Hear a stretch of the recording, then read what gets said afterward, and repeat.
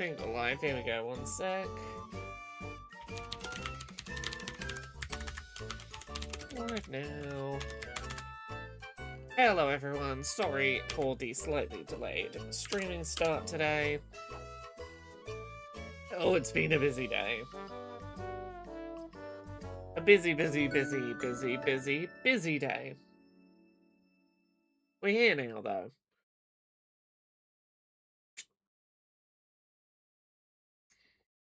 Seeing which Pokemon we have lured to come live in our community.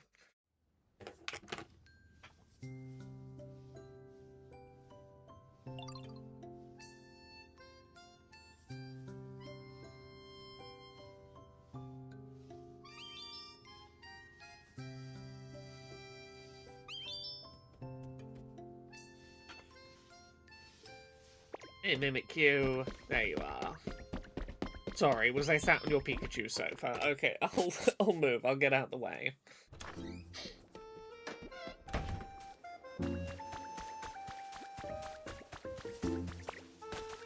Let's check the usual spots and see if we've had any new spawns.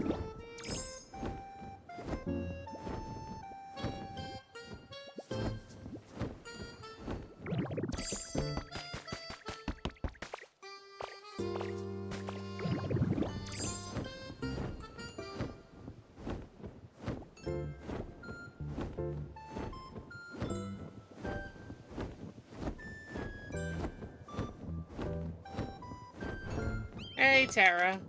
I feel you haven't been clear on your feelings on the Pokemon franchise. Are you a fan of it?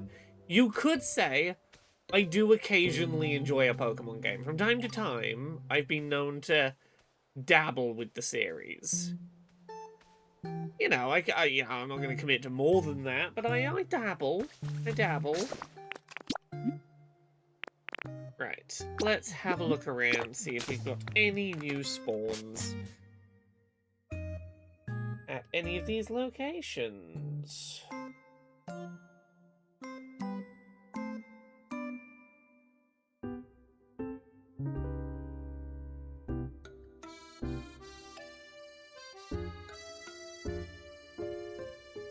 You can use the cut power to harvest beans and tomatoes quickly. Ooh, fancy.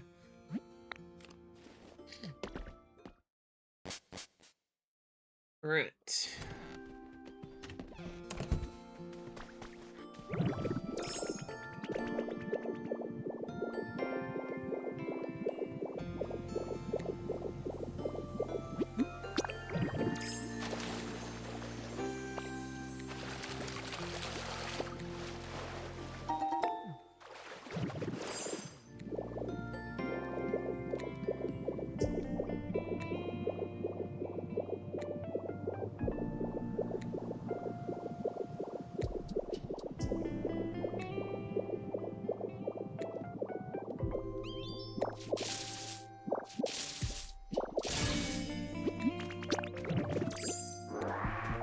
Yeah, Hitmonlee, I did do good.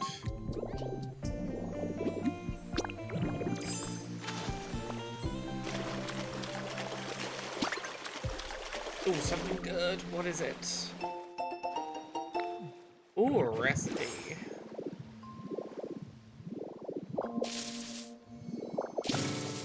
Have I seen the new train game, Thomas and Friends, The Wonders of Sodor? Yes, I've had a lot of people, message me it. It has been a long time since I've engaged with Thomas the Tank Engine media. You know, I'm not going to pretend that I was not, you know, I was an autistic child. There was a lengthy period of my life where that was the only thing I engaged with, you know, as is, you know, somewhat frequent for autistic children. I'm aware it exists. I have not looked at it much more than going, yep, that exists. It's about the limit of what I've seen of it. I've been too busy with work projects today. It's been a busy work day today.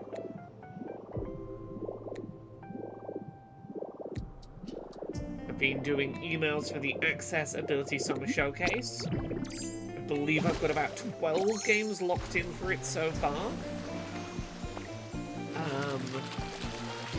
What else have I been doing today? I wrote a 10,000 word draft for a chapter in a book about video game accessibility. I'm contributing a chapter about disability representation in video games, which I wrote 10,000 words of today.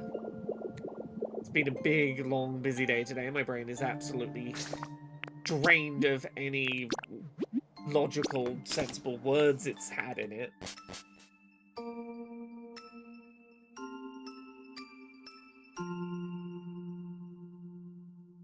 I have too much still to come in the next couple of days. I gotta sign a bunch of books and post them to different countries.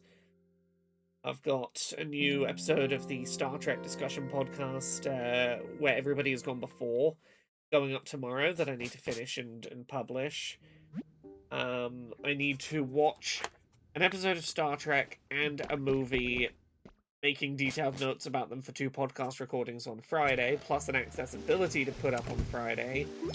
And I gotta do a bridge command write-up on Friday as well for my new campaign mission. I gotta get that written up on Friday. Too many things I gotta do this week. Which is why we're doing Pokopia tonight, because Pokopia is slow and relaxed and chill. Playing Pokopia forces me to slow down and chill for a minute.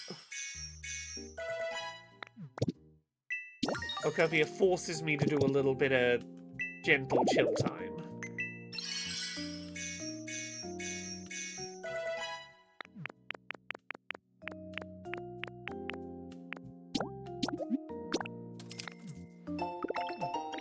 Get our new recipes.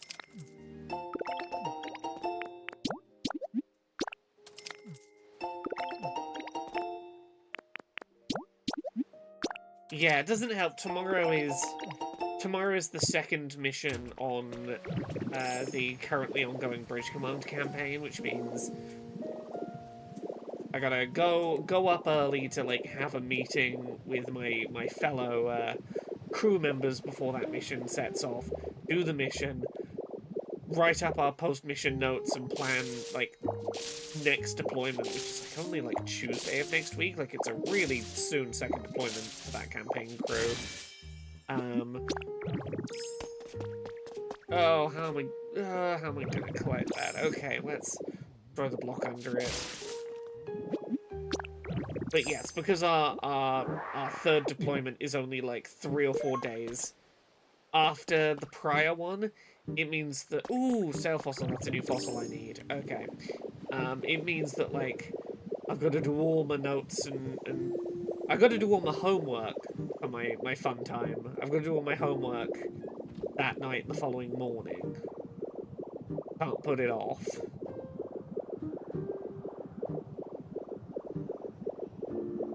Little fly around, see if any more of these locations have sprung up. Pokemon spawns.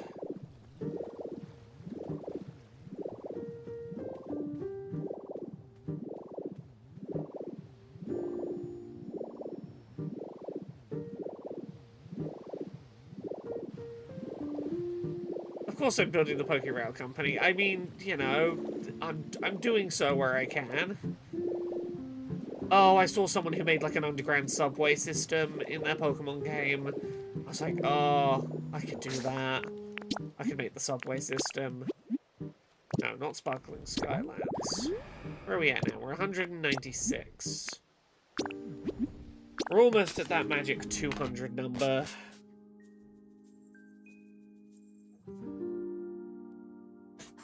Ow. Ooh, ow. You kicked something metal on my desk with bare feet. Ow. Ooh. Ooh. Oh, yeah, my foot's bleeding. Oh no. Give me a second.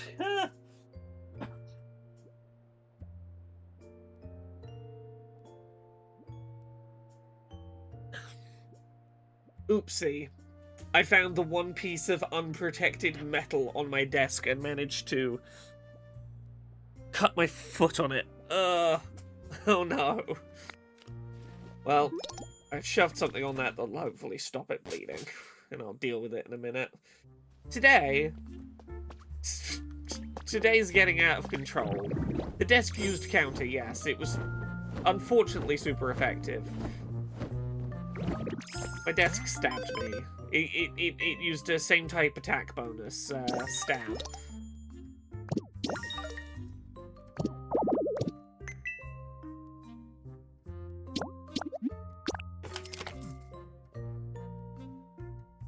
Let's get some pressure on that. Oh, what is with today?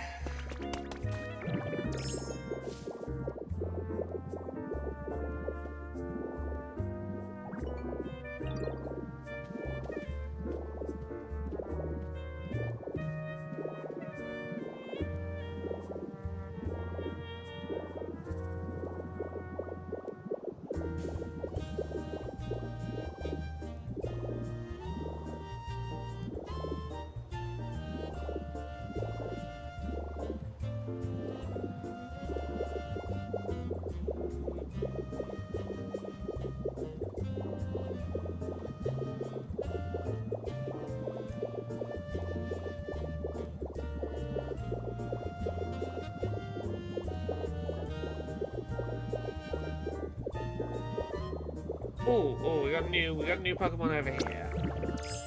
At least one of my habitats has been successful while I was gone.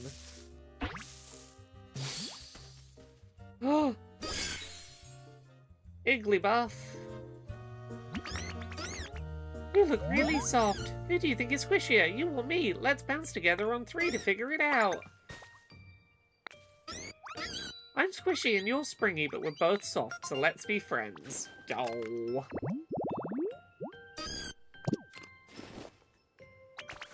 Okay, yet another friend.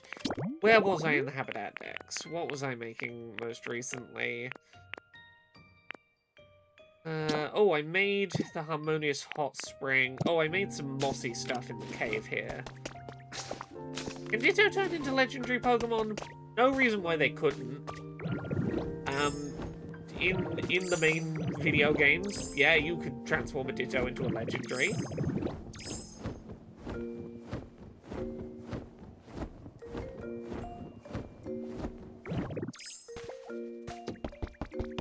Yeah, Ditto really...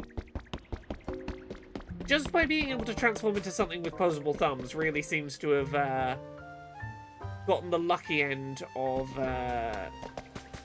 being a capable Pokemon.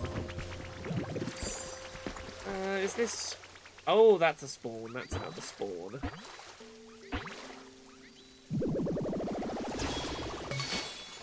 Politoed. Heck yeah. It seems this dear human is enchanted as well. Oh, you're a Pokemon. What a fun little one you are. I hope we'll be the best of friends. A lot of Pokemon have thumbs, but a lot of Pokemon don't have, like, a full set of 5 digits to do manual dexterity with.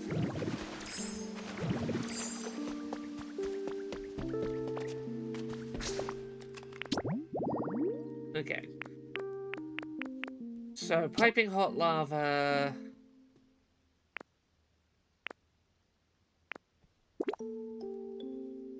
molten rock next to lava. How do I produce this? Yes, Ditto can read human, which Tangrowth can't, yeah. I'm gonna have to move the lava closer to... I'm gonna have to find a molten rock and then demolish to make the lava reach further to reach near the molten rock. I guess that's what I'm gonna have to do. So why did I not bring the train in here today? Okay, I need to spot a molten rock. Already... oh yeah, like this. Already kind of near the edge. I'm gonna...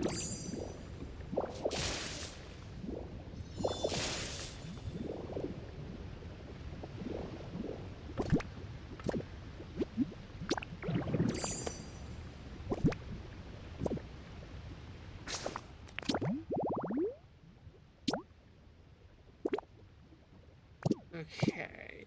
Then we're gonna need to do digging and burning. But first, I need to go drop in that fossil that I now have.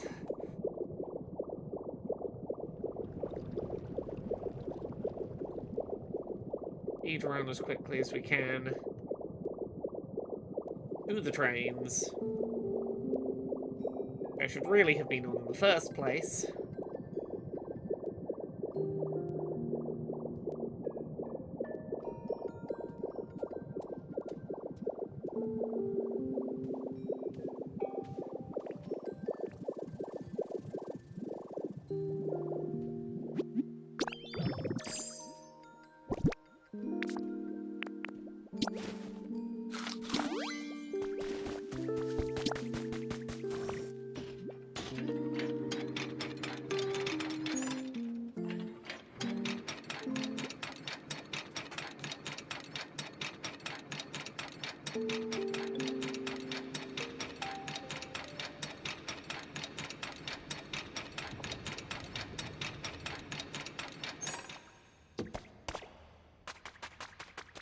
At some point, I'm going to do the task I've seen other people do, which is dig out...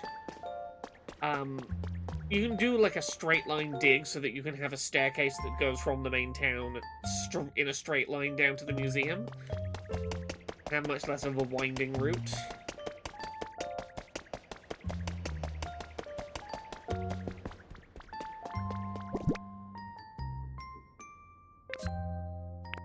Okay, let's get a podium.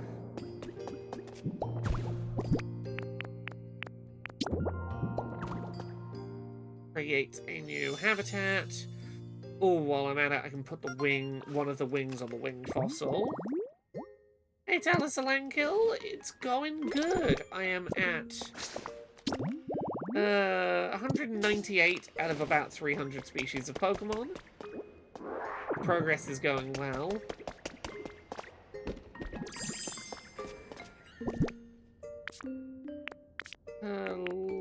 Left wing. I need one more wing for my Aerodactyl.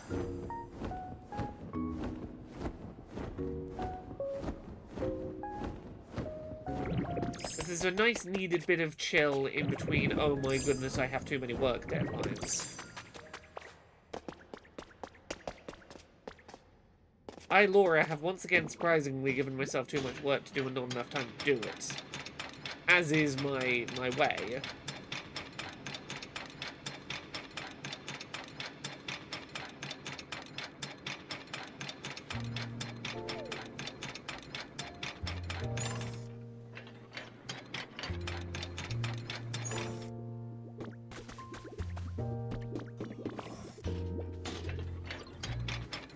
Go for a ride through here and see if that lava has got me a friend yet. Probably not this quickly, but an excuse to ride the train. I haven't ridden the train enough recently.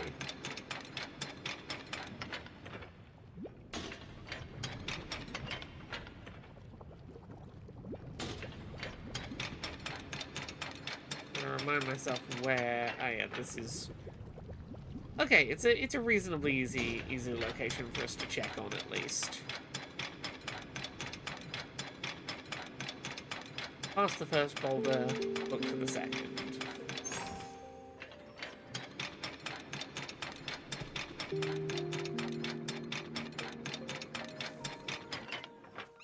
Oh, new spawn, who is it?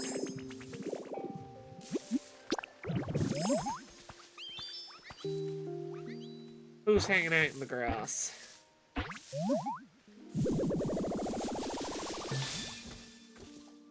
Ooh, Volcarona. What a nostalgic look you have there. I always wanted to be friends with a human. Whenever I approached one, they were always frightened and tried to keep their distance. It was quite depressing, to be honest, but there was nothing I could do about it. My apologies, never mind my musings. I'd love to become friends with you instead. Flame Moth. Unfortunately hidden in the tree, but it's a very cool design. Firebug.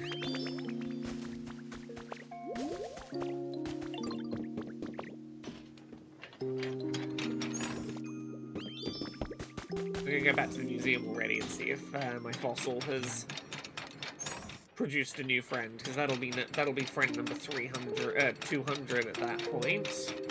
And I can start looking at making more habitats.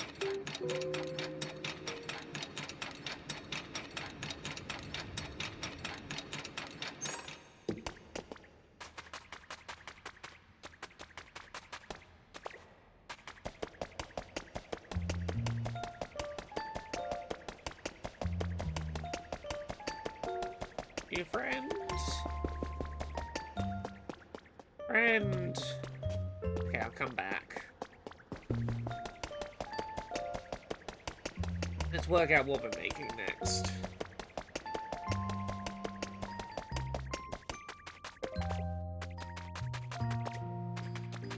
Hello, Echo. How are you doing today?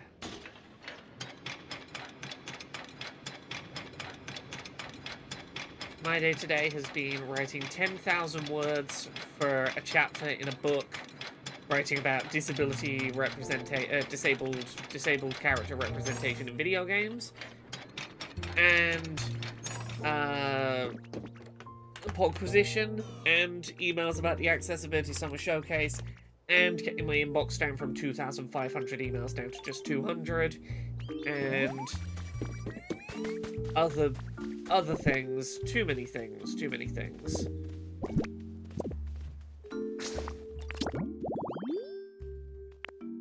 Okay.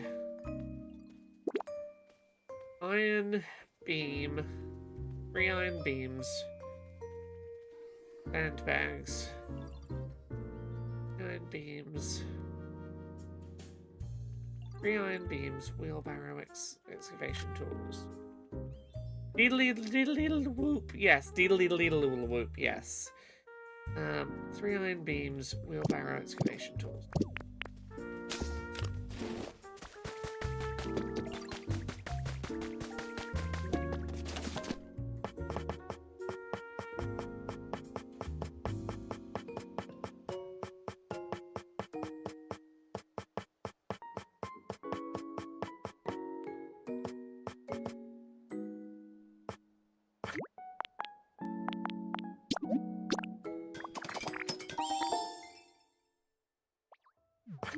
Oh, did not mean to make 60 iron beams. Did not realize I was making 10 at a time there.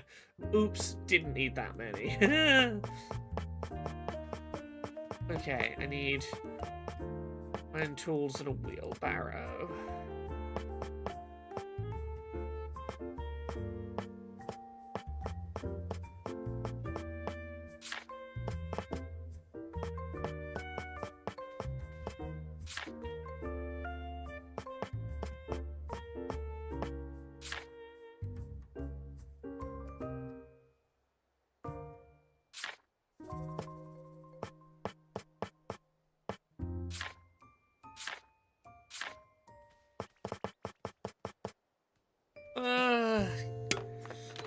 Eka says, everything kept going wrong. As soon as I dealt with something, another thing went wrong. I achieved nothing today and got to do twice as much tomorrow. Today was a weird one for me. It was productive, but also, like, everything kept going wrong in between, as demonstrated by the fact that, like, 2 minutes into the stream, I somehow, in bare feet, kicked the one bit of exposed metal on my desk and cut my toe, like, 2 minutes into the stream. It's been, like, that kind of a day today. Okay, so I need wheelbarrows and...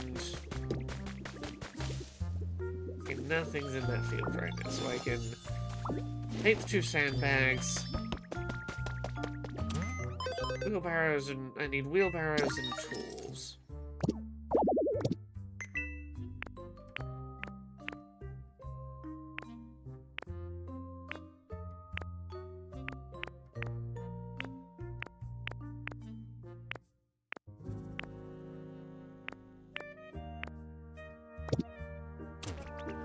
Okay.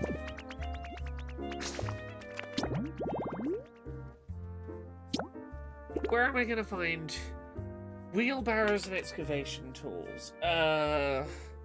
Pokopia, wheelbarrow. Where do I find a wheelbarrow?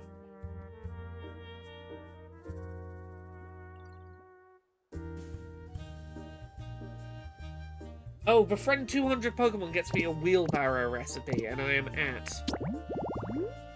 199. Okay. Cool. If literally any one of the Pokemon that I've set up... I'm gonna go check the museum again. If that Pokemon is in the museum, I can make the wheelbarrows I need for my next habitat.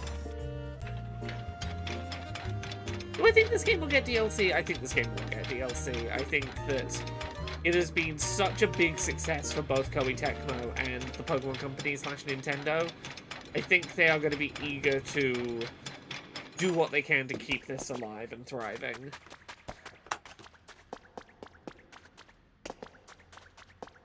Oh, I talked about this on Discord. Completely... Oh, there we go. Here's Pokemon 200, and that'll get me the wheelbarrow recipe. Completely unimportant, like, pointless milestone in life, but thing that I'm excited about. I finally got the date confirmed for my promotion to Lieutenant Commander in the fictional Star Trek LARP that I occasionally do. I finally... Like, 6 months after earning my recommendation for Lieutenant Commander, I'm finally getting my promotion. So, I'm gonna get to become a Lieutenant Commander in a couple of weeks, and I'm excited to get an extra stripe on my fictional space military uniform. Hey, Takavian. I've averaged 8.75 hours a day since Pokopia's release, so I'm banning myself from playing more than an hour a day while I get my life gets itself back in order. Streams do not count for that. Well, of course streams don't count for that. I am riding on the fact that, like, my job is to play video games to justify the amount of this I've played. When I looked during Podquisition earlier today, and I know I've played more since then, it was 95 hours I was up to. Is this... You know what, let's have a look now. Have I crossed 100 hours? I've probably... 95 hours or more. I am imminently going to cross 100 hours in this. Hey, there we go.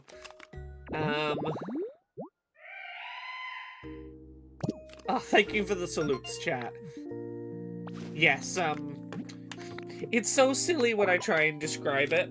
I got recommended for Lieutenant Commander about 6 months ago, but the captain of the Warspite Task Group, who is like the head of like my branch of Starfleet, essentially, was like, look, I've been told I'm not allowed to do more promotions until the Admiralty arrives, because there's this group called the Valiant Task Group that are currently like making the 2-month very slow journey, the multiple-month very slow journey from Earth out to the Adamas Belt. So until the Admiralty arrives, they're not happy to sign off on more promotions until they arrive in the Adamas Belt. So like, you're gonna be Lieutenant Commander and we'll backdate it, but like, it's gonna be like 6 months before the admirals show up and we'll look at my stack of people I want to promote, and I'm like, okay, fine, cool, I get it.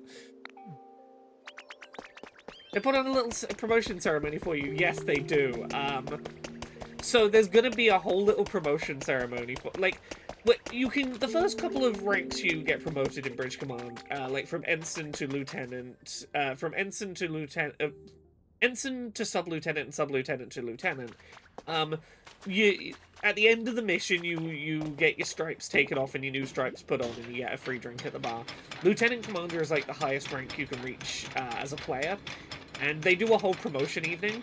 So I'll be going like 7:30 in the evening to Bridge Command, and like there's gonna be like a whole hour-long like promotions evening where when it's my turn to get promoted, 2 or 3 of like the highest ranking like space military people will come and read a little speech about like why they have selected me for promotion and what the things I have done on missions and the achievements I've done that make me deserving of being promoted to a rank that I believe only 12 other players currently have reached in Bridge Command.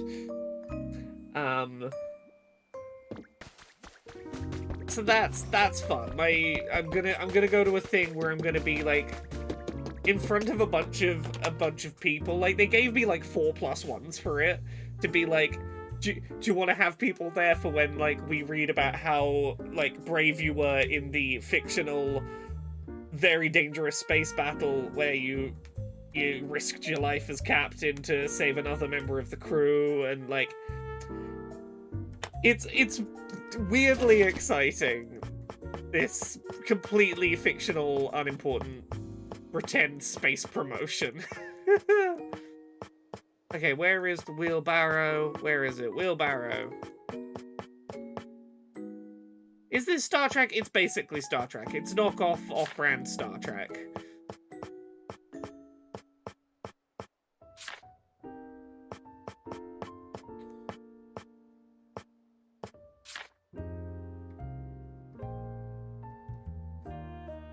Oh, there it is. What am I missing for wheelbarrow? Striped soil. That's the kind of soil that's here, correct? Legally distinct Star Trek LARP, yeah.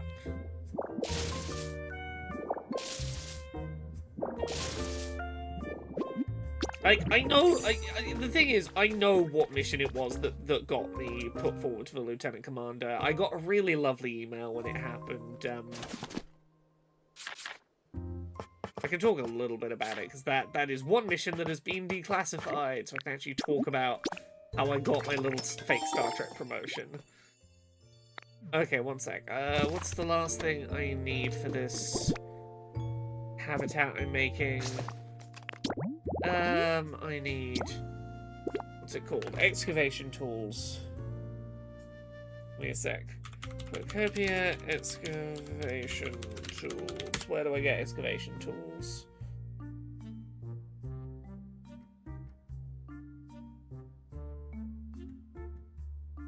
The recipe unlocks after registering 220 Pokemon. Okay, so I can't get that yet. Follow the railway tracks through the limestone cave to the west of the map.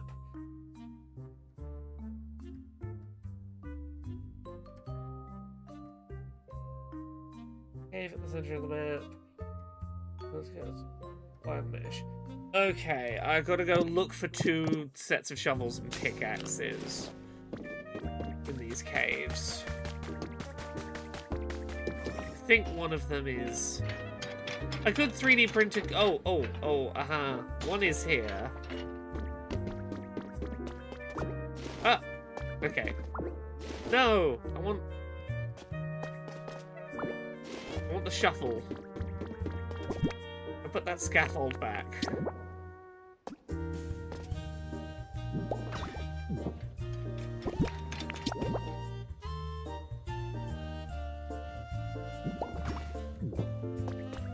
I need to empty my pockets out again soon. Gee, let's... While I'm here, double check that there's no Pokemon spawns in this area.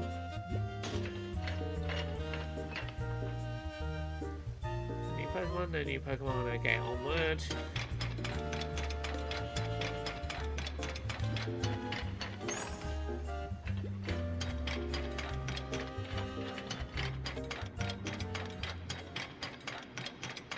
Congrats on the HRT box, Tara. It sounds super cool. Oh, here we go. Haha. The other shovel. That'll do. No Pokemon spawn there yet.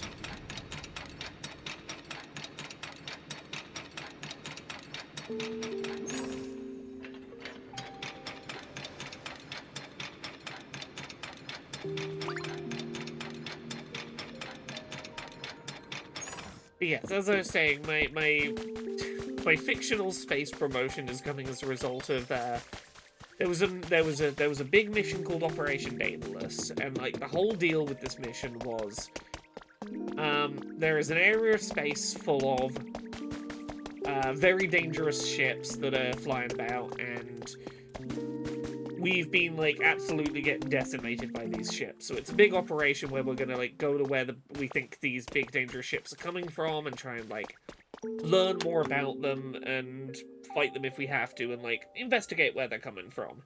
And everything went sideways real fast. The short version, I was captain of a ship called the Takanami, and there is a character played by a member of staff called Zizix Furlong. He was a fairly significant plot character for me.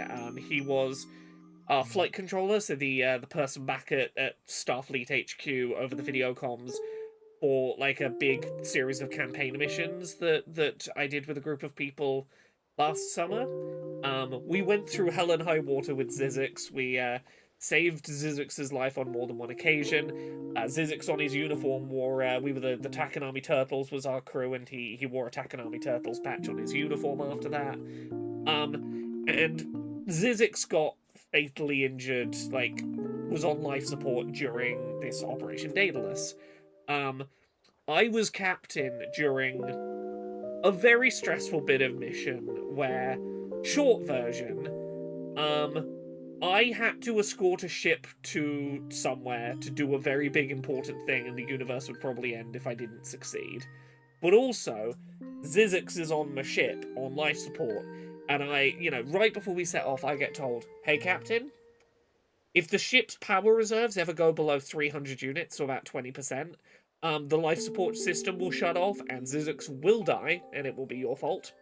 Do not let the power go below 20%, while we are being, like, bombarded with, like, missiles and attacks, and, like, I'm trying to find any system on the ship we can turn off to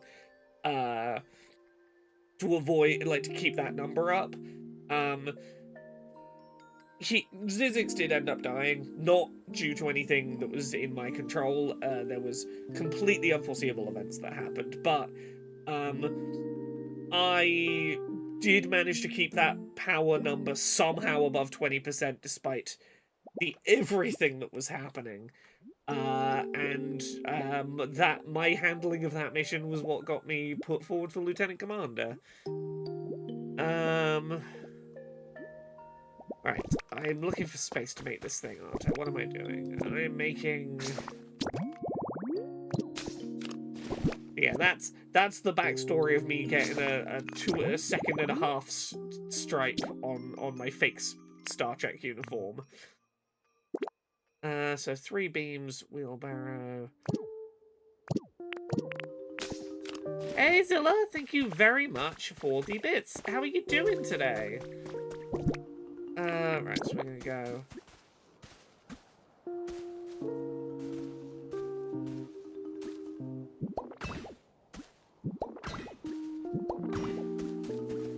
Three, and then we're gonna put a wheelbarrow.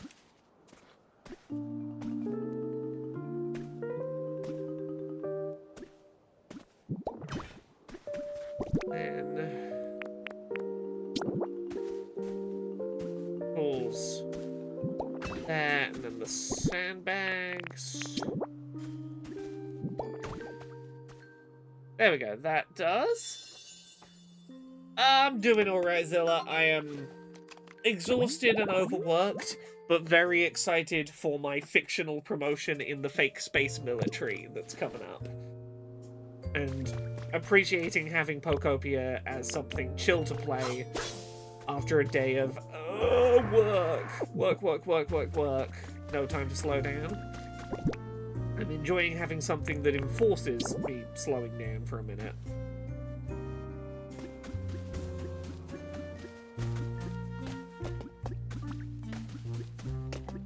Yeah, we can put the other one of these down. Up in this corner.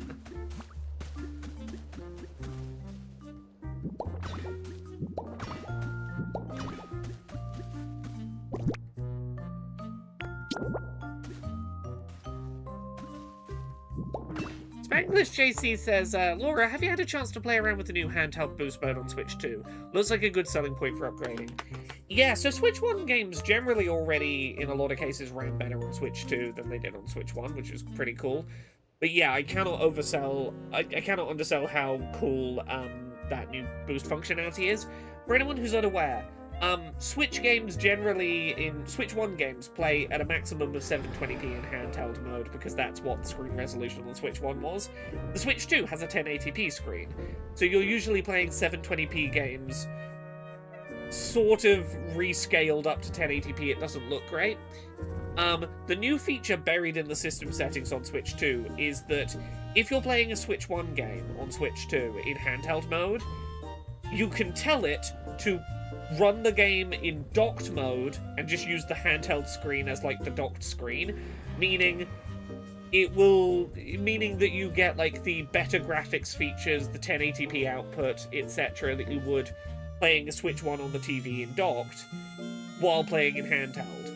At minimum, it's basically a doubling of resolution for most handheld mode Switch 1 games, because you're playing them at like twice the number of pixels, because you're playing it at 1080p. In a lot of cases, you get better draw distances, more visual effects, all the benefits of being docked on a relatively small handheld screen. It makes a lot of Switch 1 games look really nice. It's a very cool bit of functionality I'm very glad that Nintendo were willing to do. Oh, we're raining. Okay. I should have a look around for any Pokemon that only spawn in the rain.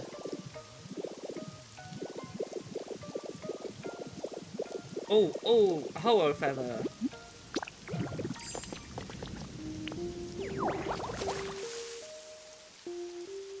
What's my work, just out of curiosity? Well, most of it is doing stuff on the internet. So what do I do on a regular week?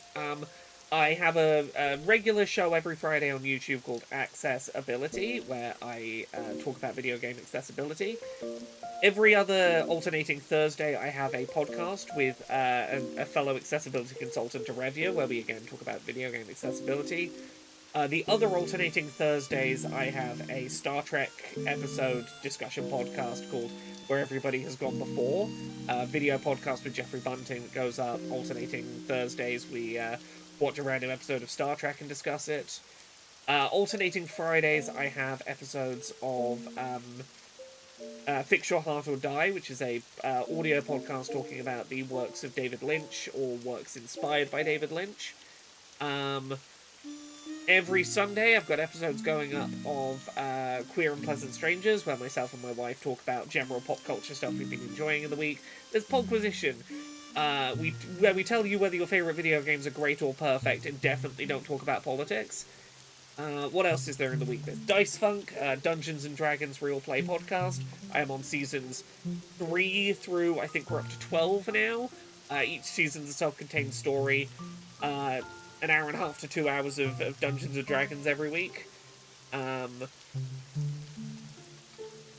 other stuff. Other work on top of that, being usually things like accessibility consulting, so working with game developers to help make their games more accessible for disabled players. Freelance stuff, like I sometimes contribute to other people's articles. Like this week I did some stuff writing for a book about video game accessibility. I do too many things is the answer. I make too many things, I do too much stuff. I genuinely don't know where I find all the time to do it. I make too many things.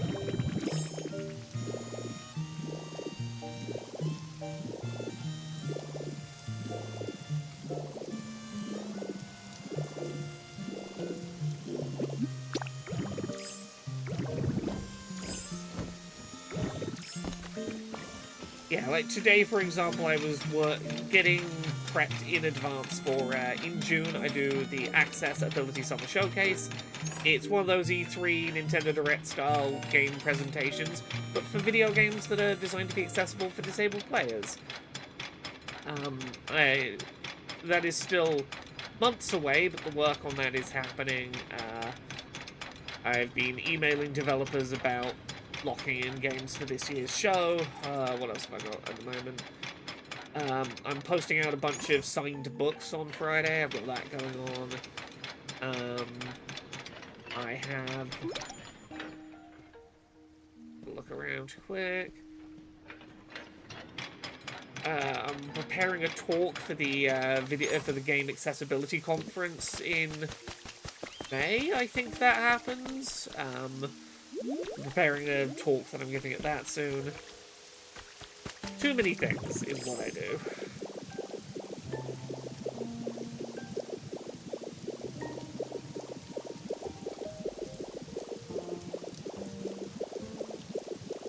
Okay, no more spawns here right now, but I'm gonna check back. I don't know if it's raining on Bleak Beach at the moment, but I think there are some spawns that need rain over at Bleak Beach.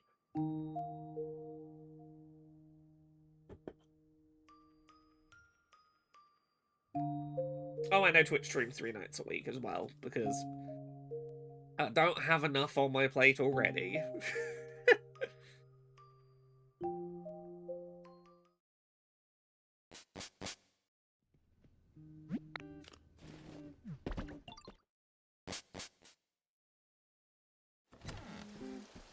Okay, it is raining here. Lovely. Ooh, environment level increased.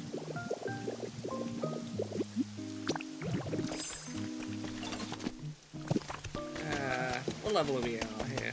Why is there an ice bird in my house? Because I invited the ice bird to live with me. I asked if Articuno would like to live with me, and they said yes. So yeah, sometimes when I arrive at home now, Articuno's just chilling in the living room. And why the hell not?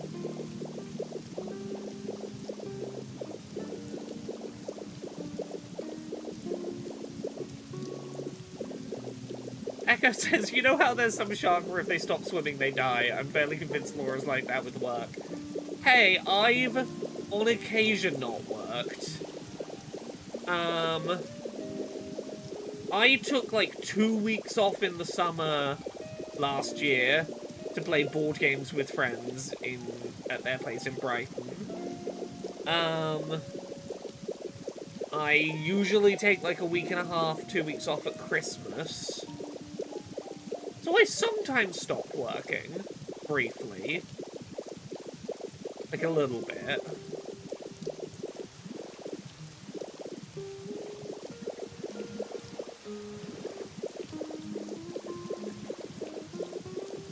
There is an iPad back there, I'll go get it shortly. I'm not stressing. Is it raining in Pallet Town right now? Let's have one more look at Pallet Town, and then... Takavian says, the problem is when Laura does not work, she talks about it on a podcast and it retroactively becomes work. Yeah, inevitably, like, when I took that 2 weeks off, over the last summer to go hang out with friends, what did I do? Played a bunch of Frosthaven, which I talked about in Queer and Pleasant Strangers. Watched... What did we watch? We probably watched a bunch of things. I know in the winter break with those friends, we watched Heated Rivalries, and again, we talked about that on Quirps. Inevitably, the stuff I do in my downtime, even in that couple of weeks of no work, I will file away in the back of my head and go, yeah, but what if I talked about that for work, though? Oh, I keep forgetting other things I do. I do mock review work as well. Sometimes game developers will pay me to play a build of their game that's like a year and a half away from release, and they'll be like, hey, if you were to review it today, what would your review be? So we have like a year and a half to like fix any problems before like actual reviewers play it. The Mudkip Gal, no, I don't have that Pokemon yet. Spoilers, I guess. I guessed that that's what that Pokemon was, but I didn't know for certain, but I guess I now know that that is what that is. I'm also a published author, as Echo points out. Ish. I am a published author. One of my publishers collapsed, and therefore, currently my best-selling book is not physically available. You can get the audiobook version of it though, and in theory I do get the money for the audiobook sales. So if you want to check out Gender Euphoria, you should do so as an audiobook, please. Please pick it up as an audiobook if you're interested in it, because that way I actually get paid.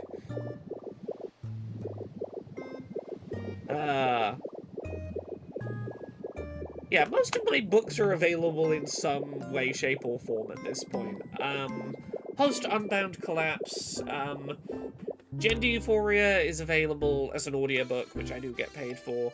Things I Learned from Arrow's Button is available as an audiobook, and there is a number of signed copies available. Who Hunts the Whale, there's a number of signed copies available, and we've almost got an audiobook ready to go for that. But, like, the Unbound books are at least attainable again-ish.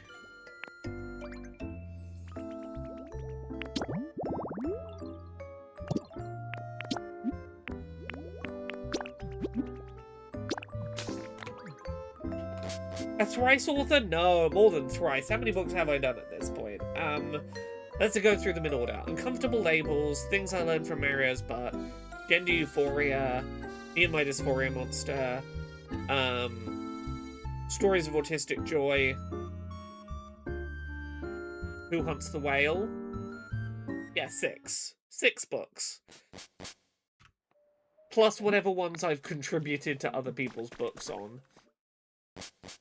Like, what was that tabletop, book of, tabletop games I contributed the game to, Terrible Games for Villains and Bastards?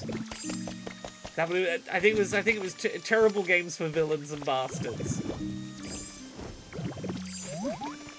I contributed an RPG to.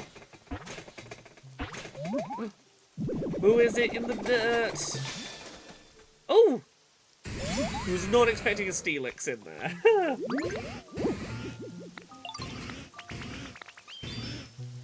Yeah, come move in, Steelix. Why not?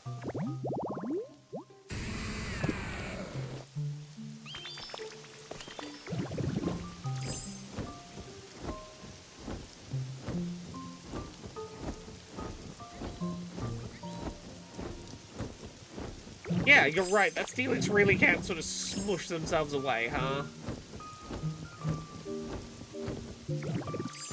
One more look around here, and then I'm gonna try and make some more habitats.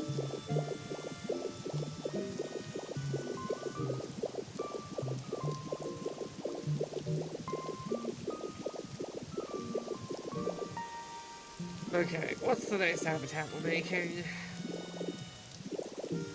Also, what's the highest I can go on this map out of curiosity? Let's go as high as we can. I want to demonstrate how ridiculous the lack of fall damage in this game is.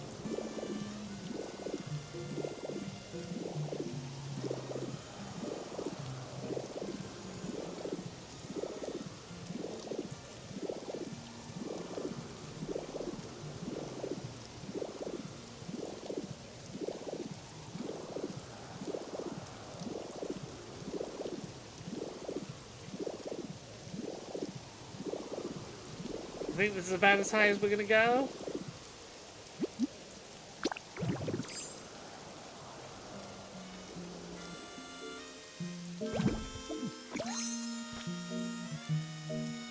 Lob. All good, all fine.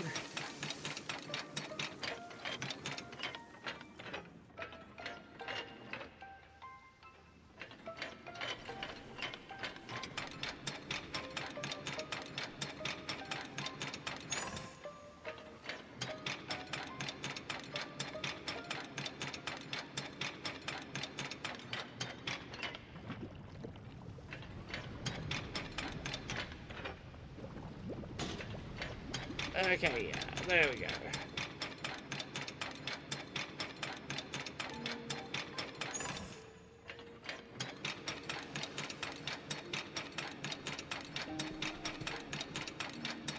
Is it ever explained how Ditto's moving that minecart thing? Don't question it. Don't worry about it. Right, my gal's right. It's vibes. It is vibes-based. Okay, what's the next habitat I need to make?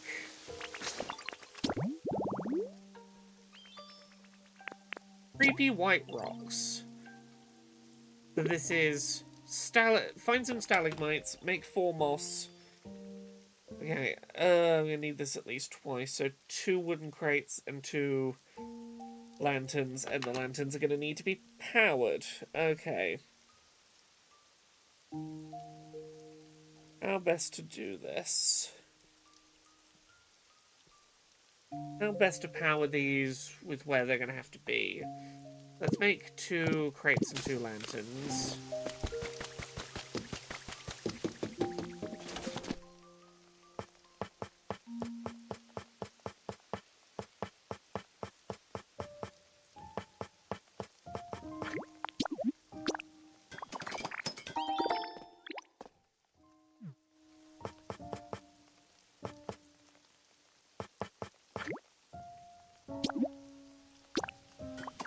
Okay, I'm gonna need at least 1 more iron ingot.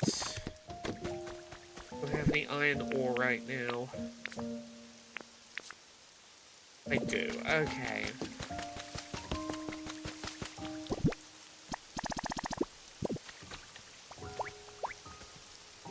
Oh, Cinderace, get up. I need your help. Help. Okay, what am I gonna do for power?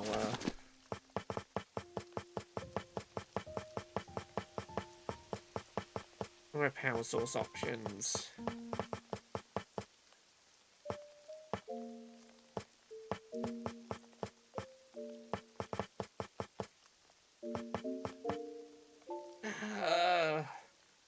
I need Pokemetal for mini generators, which would be ideal. Where am I going to get Pokemetal ore at a time like this?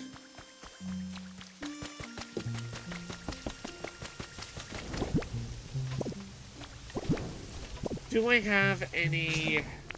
Well, the Stalagmites are going to be inside, and I don't know if a windmill's going to have enough air to rotate inside. Let's go back and empty out my pockets and see if I have any Pokemetal. I've already been to a Drifloon Island today, and it's not one that has Pokemetal ore, unfortunately. I've been trying to reset for a Suicune encounter. So no Pokemetal ore island today.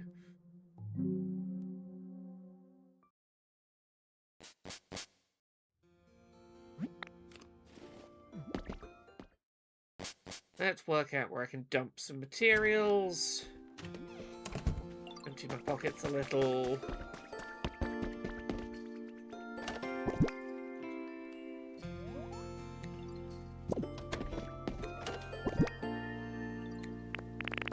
I do have a water wheel. I'll take one in case.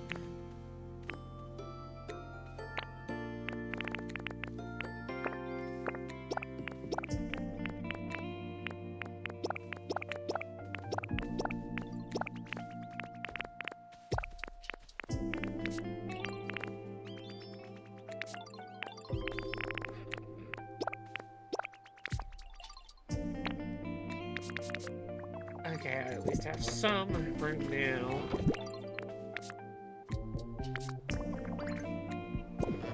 Pokemetal ore right now.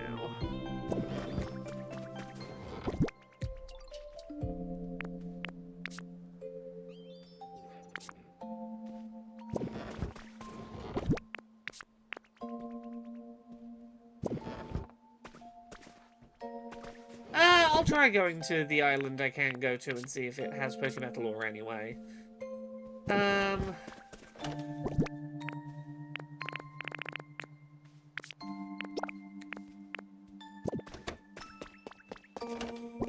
I need to sort these fucking boxes out. I need to organize them properly. My system is an absolute mess. It can scarce be called a system.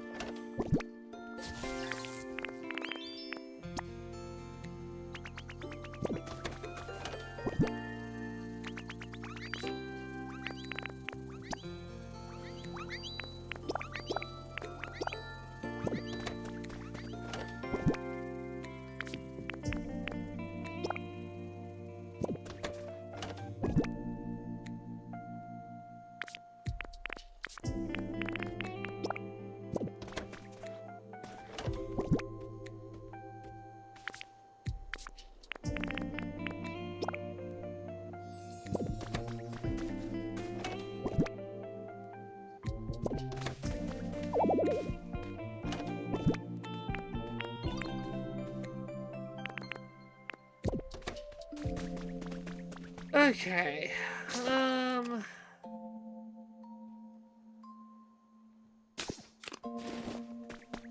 think it was the Eevee Island that I was going to. Hey, Daniel Aldridge!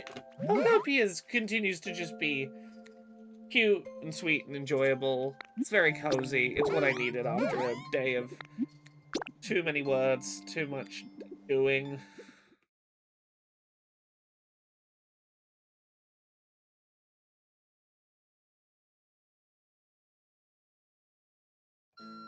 Oh, I reminded myself the other day how much optional homework I've been doing that is not required work at all. How much work I've been doing for fun in my free time outside of work. I'm not beating the allegations that I'm a workaholic. Whenever I do a Bridge Command mission, I do like a really lengthy write-up afterwards, and I looked at my documented Bridge Command write-ups, and it's over 100,000 words, and I'm like, oh no. Oh no. I've written too much optional homework about what is meant to be one of my, like, non-work activities.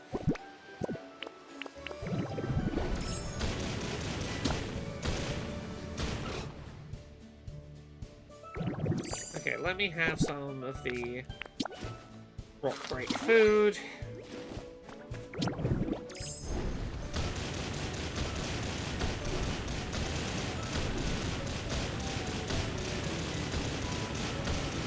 Pokemetal ore, anywhere, please.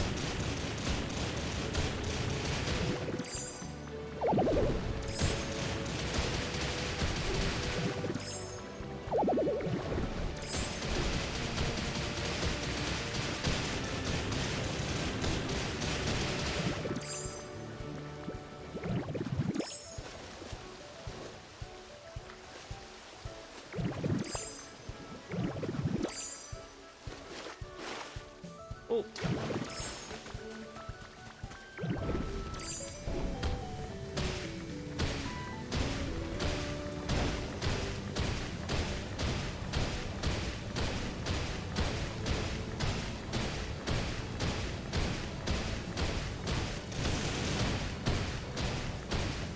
Yeah, I'm not getting my hopes up about finding Pokemetal ore on this island. I didn't think there was any on this island.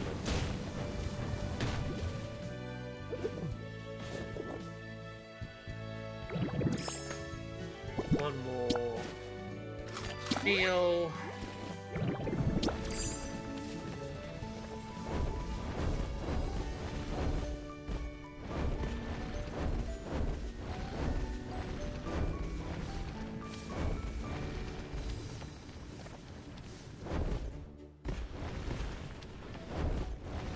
Yeah, Netheling, honestly, that's very similar to the kind of thing that my Bridge Command stuff has been. It's been writing, like... At one point, I wrote, like, a fictional whistleblower report for, like, hey, this thing that is not publicly known, but, like, I've seen on a mission, I think should be public knowledge, and here's why, and here's, like, the protocols I think we need to develop around it, and, like...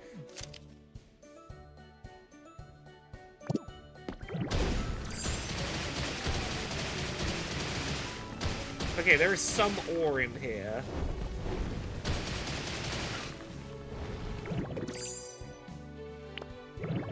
What, Pokemetal ore? No.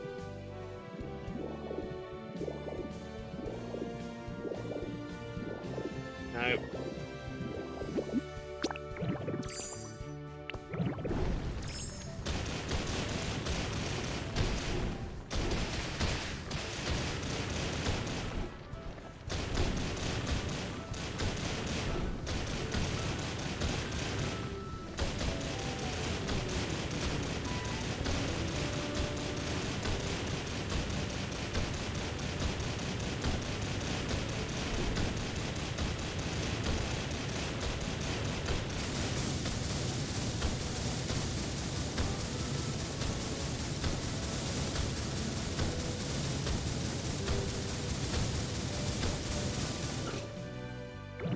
No, I'm not gonna find Pokemetal here. I'm gonna see if I can find some Pokemetal somewhere back on the main island.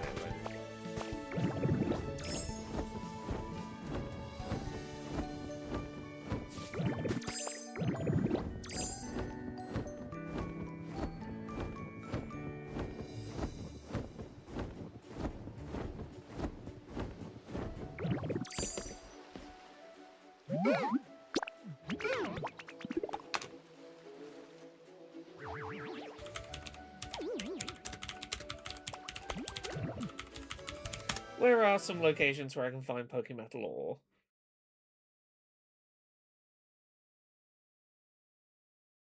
Oh, I can just buy some Pokemetal with points. Oh, I forgot that I can just buy some ingots from the level up your town machine.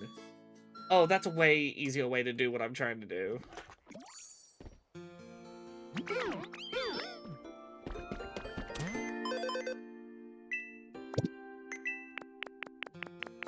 Like, I shouldn't rely on this, but I can just purchase some Pokemetal ore. That'll do it. Like, in the short term, for the sake of on stream tonight, that's how I'm gonna do it. So we'll go get some iron, and then I need to make the generators.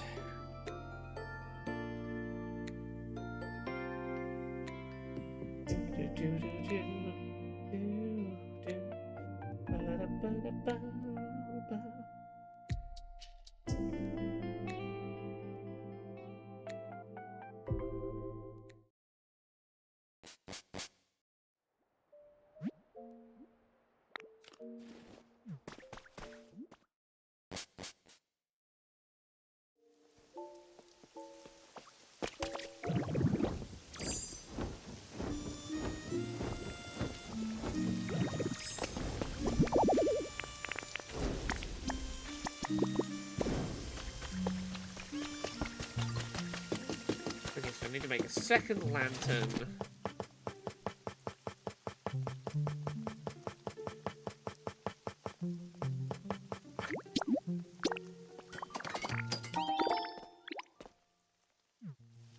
Two of those little generators. And then I need to go find some stalagmites.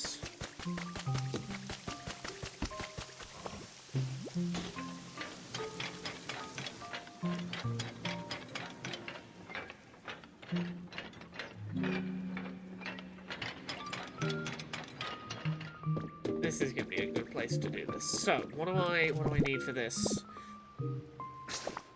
habitat?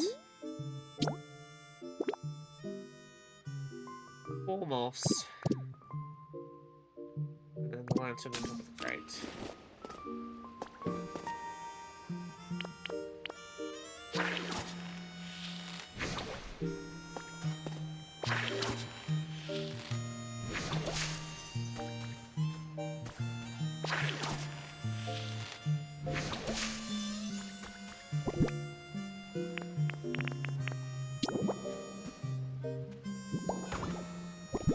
The lantern.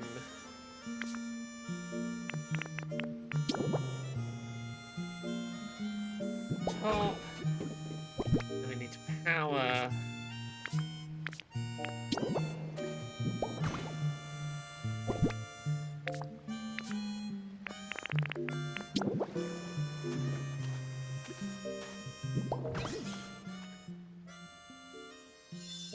There we go. Creepy white rocks. I need a second of this habitat. Like Glimmet and Glamora. We can do another one here. We can do... I have no idea what the energy source of the generator is, and I'm trying not to ask too many questions about it. Lantern...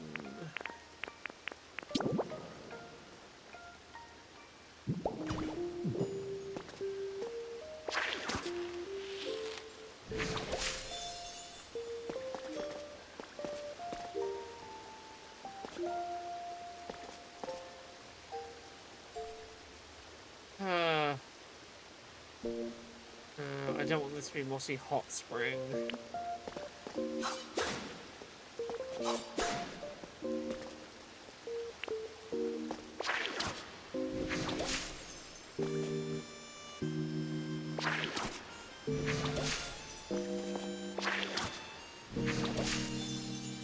Mossy Rest Spot, that's what I want it to be. And then I can turn it into...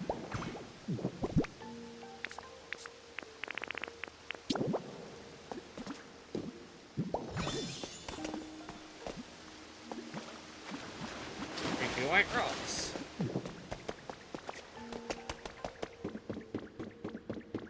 Is it nuclear powered, or is it something goofy like a really grumpy Voltorb? I did learn something amazing about Voltorb in this game today. If you build a cannon You can put Voltorb in the cannon and fire Voltorb instead of a firework, and whatever Voltorb hits will explode. And you will destroy a huge chunk of the environment that way. If you want to quickly clear out a bunch of blocks from a part of the environment, firing a Voltorb out of a cannon is not the worst way to do it.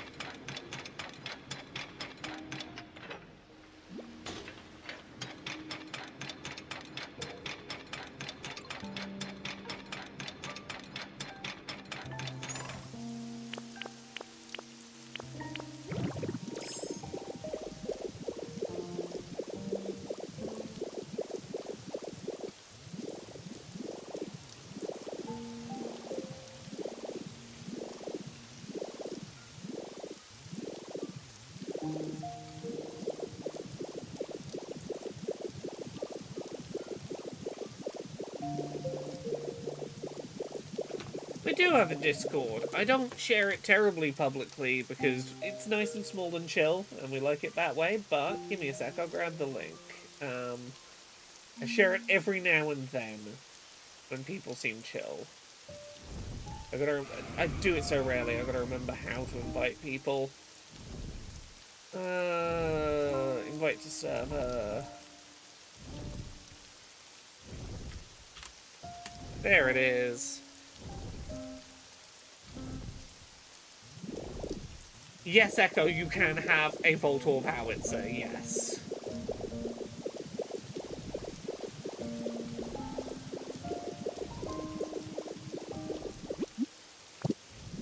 Igglybuff, you've been walking around this house saying, what a nice home.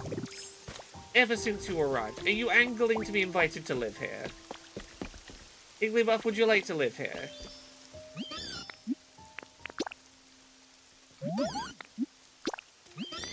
There you go. You've been talking about how nice a house it is. Ever since you arrived, I'm getting the hint.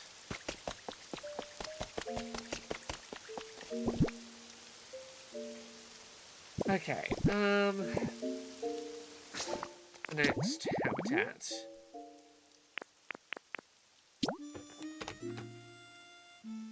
We can get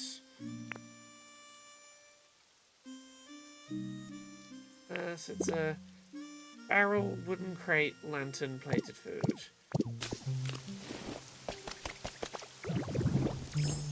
Oh, Lugia feather.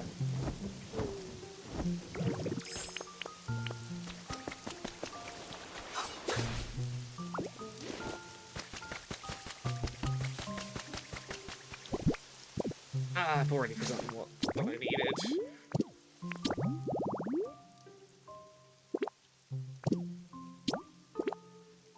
Barrel, crate, lantern, plated food.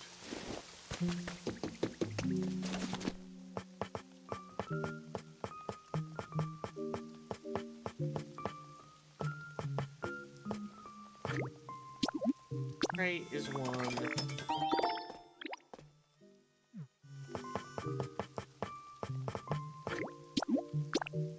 I need a barrel. I have the barrel recipe. I think it'd be around here, but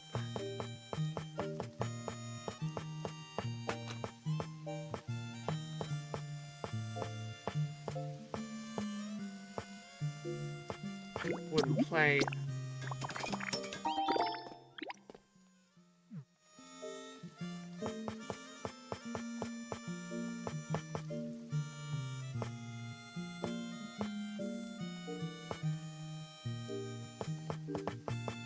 Guns or if there's little generators, most likely. Can I find a barrel somewhere?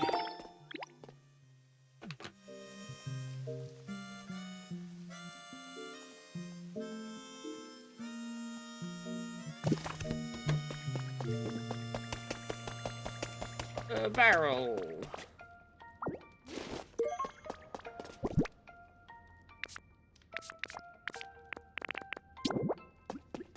Oh, we want to have a... These, right.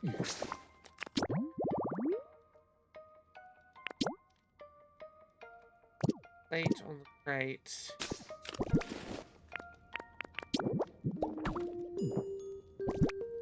Echo says, this game's soundtrack is the coziest. It's like a bowl of warm soup for the ears. The soundtrack is so good. The soundtrack has been such a big part of my just... When I was trying to get silver feathers for the Pokédex entry for Lugia, I just had the game, like, I deliberately set it raining and set myself on a big mountain overlooking the starting town. And while I was writing and working, instead of putting on, like, lo-fi tunes to relax and study to, on my other monitor I just had the Pokopia playing, so it was the sounds of rain and the Pokopia soundtrack, and occasionally I would hear a Lugia fly over and, for, like, 20 seconds interact with that and then come back.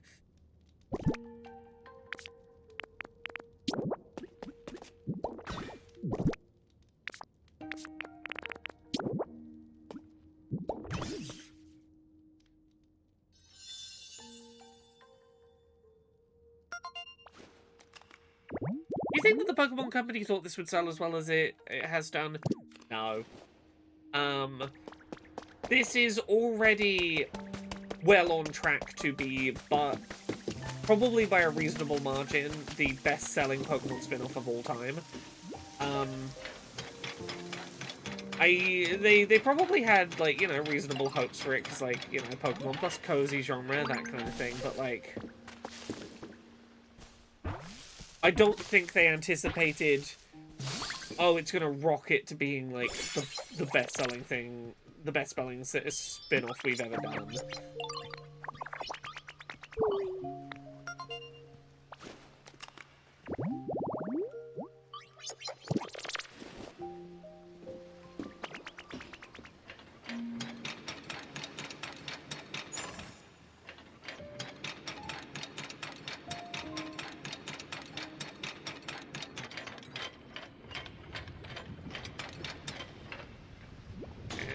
Back.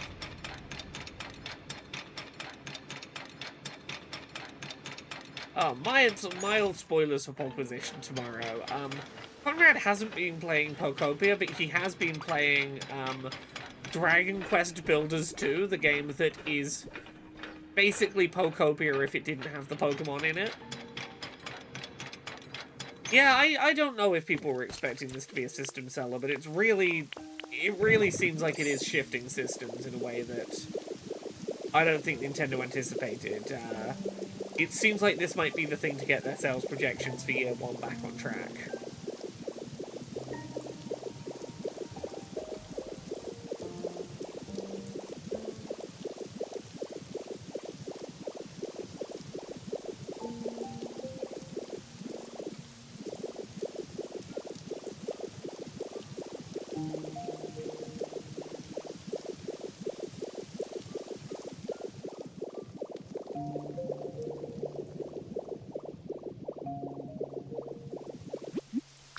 Okay. What else can we make? A mini kitchen.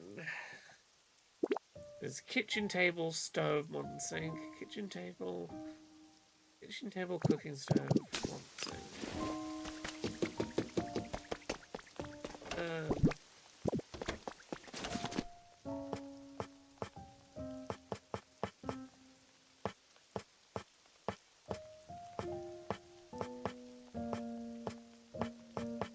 Gotta have a kitchen table recipe. I have to remember what house I put it in. I put a kitchen table in a house today. Make an office table.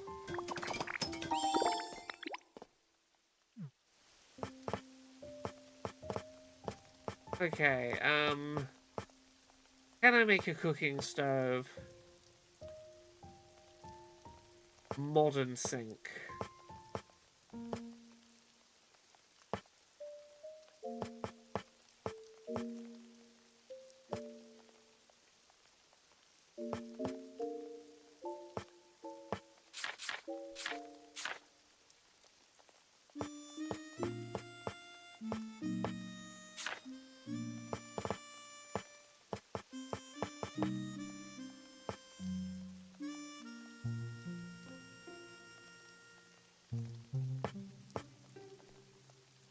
I know there's a kitchen in the back, but I don't want to dismantle the kitchen in the back.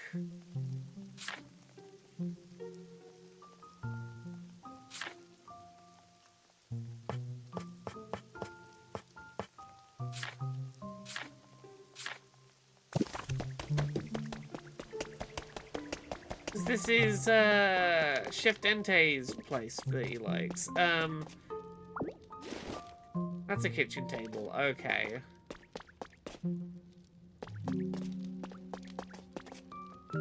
Cooking stove and a modern sink.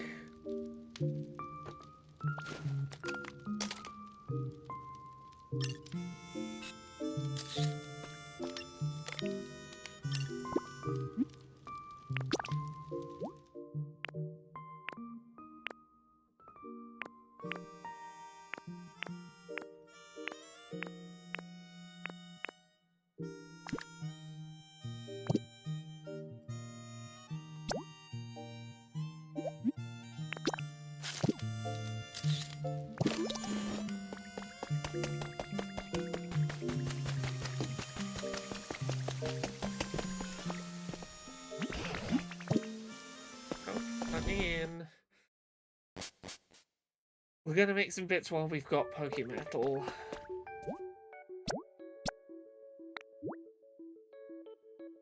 Rare Pokemetal? Ooh. Okay.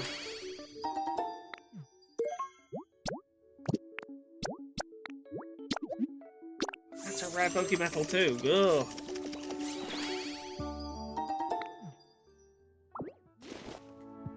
Stealing the doormat.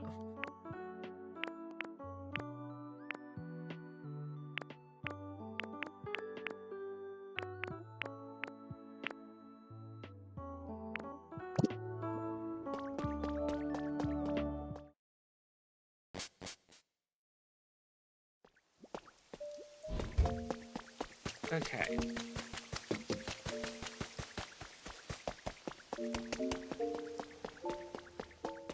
I'm gonna make this additional kitchen. I need... How many times am I gonna need? Is it just one of this kitchen I need? So... Table, stove, sink.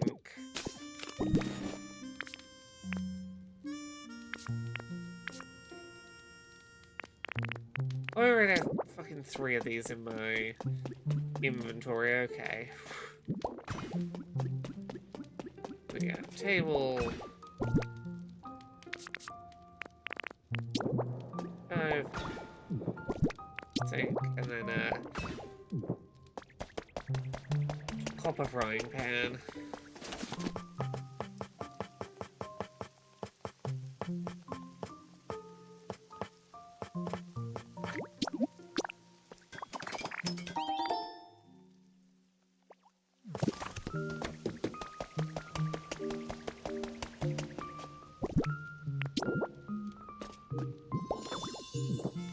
That's the mini kitchen habitat made.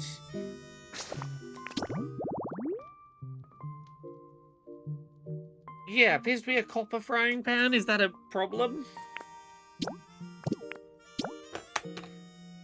Can I make another standing mic and perch?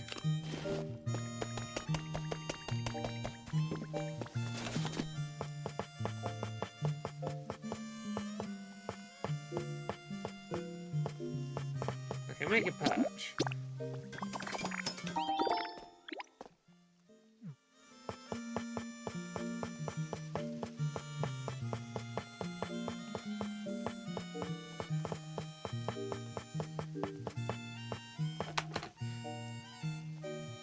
When have you seen a copper frying pan IRL? I don't know.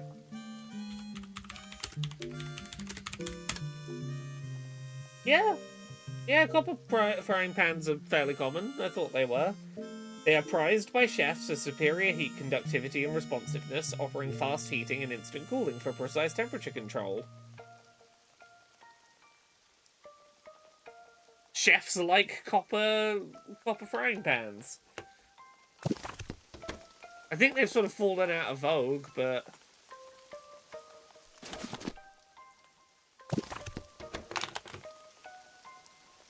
Pokopia standing mic.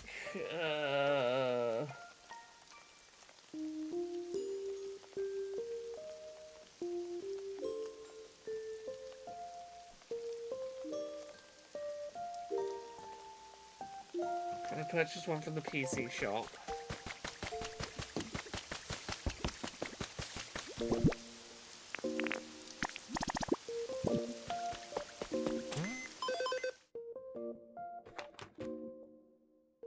No, I don't think it's just copper bottom pans. Give me a sec.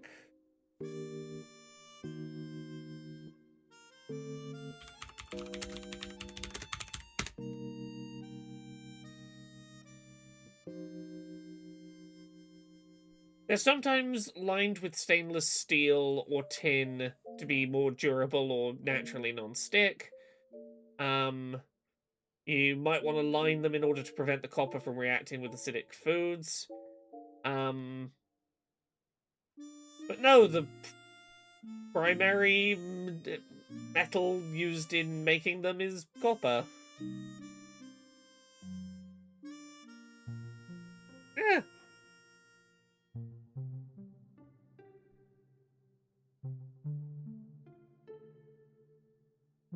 Yeah, Echo says, less common now because stainless steel and non-stick is cheap and easy to make. Fully copper pans were the ones for literally hundreds of years. Yeah. We're learning today. Every day is a chance to learn.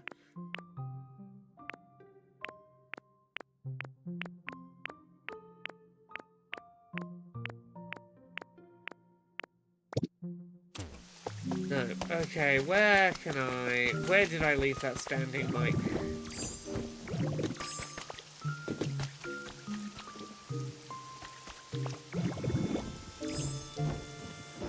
Is it somewhere in the party zone?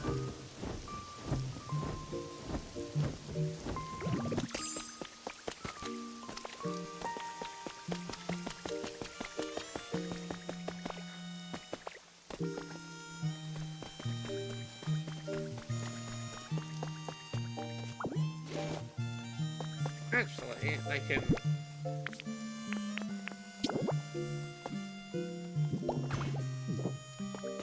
put... Aha! There we go. I don't have to dismantle my little performance stage, I just make a little seat on it.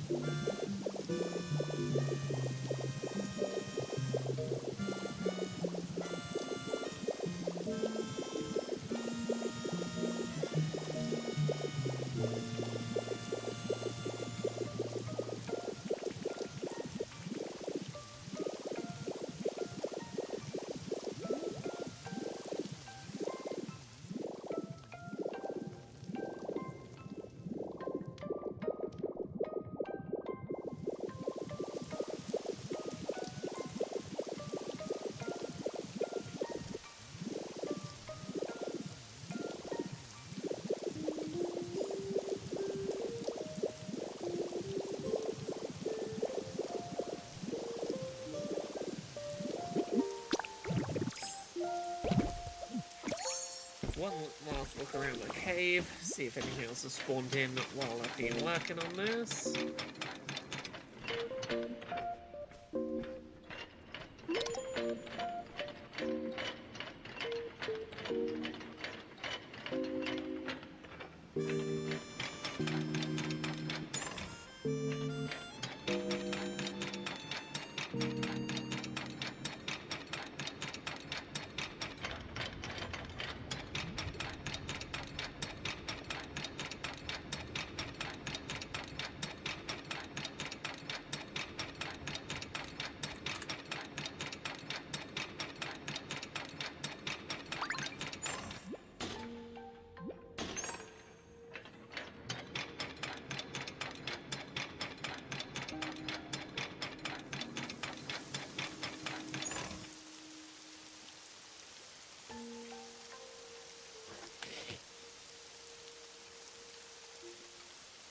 Ooh, Crimson Desert reviews are out, and they are middling.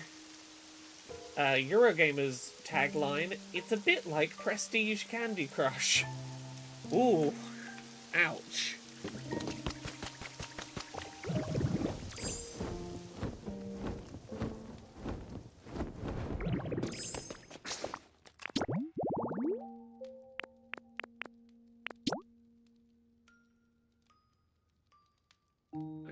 Okay, so 3 posts, pedestal, lost relic. 3 posts right now.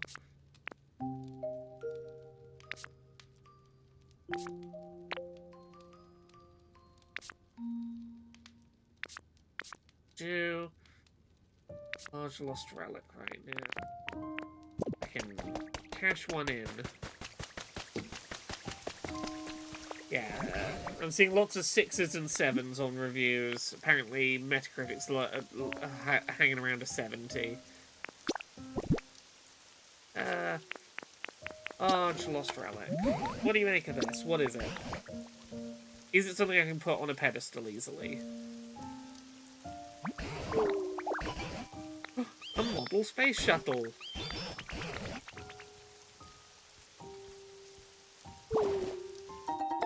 Yes, Mudkip Gal 6-7.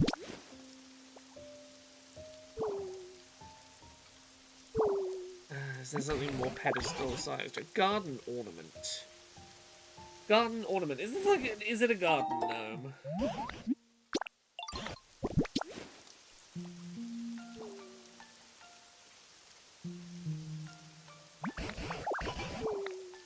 Pikachu sofa, that won't go neatly on an ornament stand.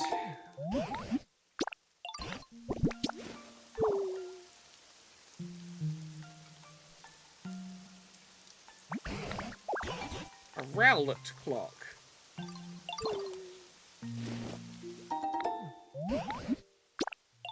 Kathleen says that isn't a thing here, so I'm feeling extra old and confused.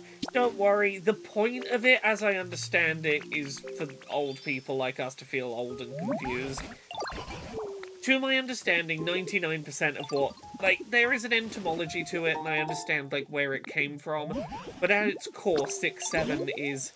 It's a funny number because when we say 6-7 and we do the thing with our hands, the old people don't understand what it means, and that's what makes it funny. 78 on Metacritic, 79 on OpenCritic. Okay, that's not so bad.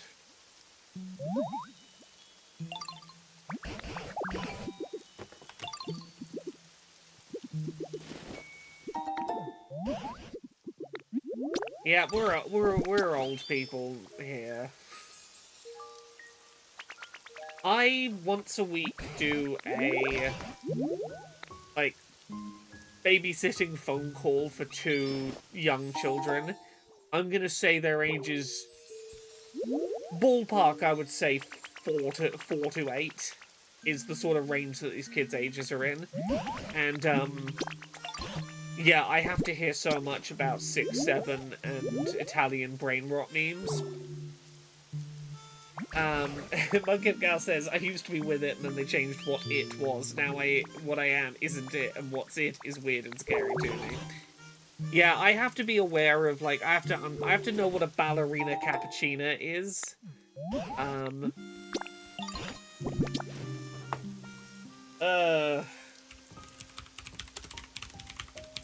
What are the ones I'm aware of? I have to know what a tung tung sahur is.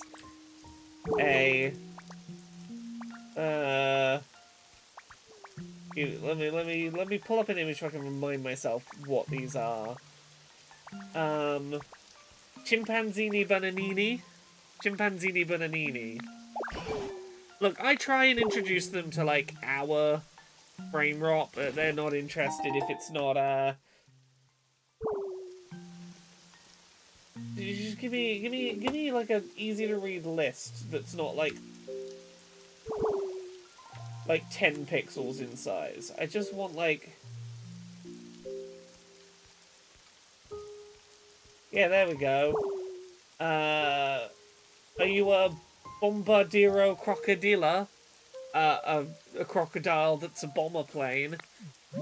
Oh no, they're not interested in old people brain rot. They don't...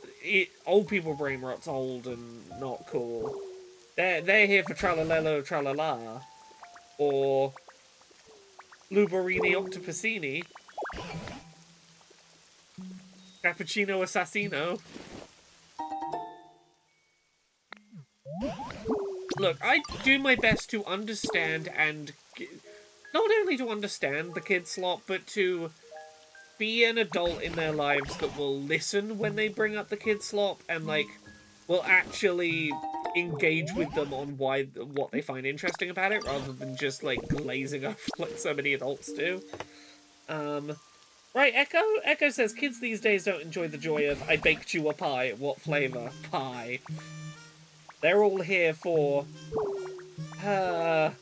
orangatini assassinini. It's an orangutan that's pineapple that's also an assassin. Like, I don't like those ones where it's just, oh, it's another one you put the suffix on so you can make it an assassin. Like, you know, if you're gonna do brain rot, at least do the ones where it's like, there's a fun wordplay involved. I can't deny chimpanzini bananini is a satisfying bit of word to come out of my mouth. Just from like a word feel perspective, you know? I can respect it's fun to say the silly rhyming word.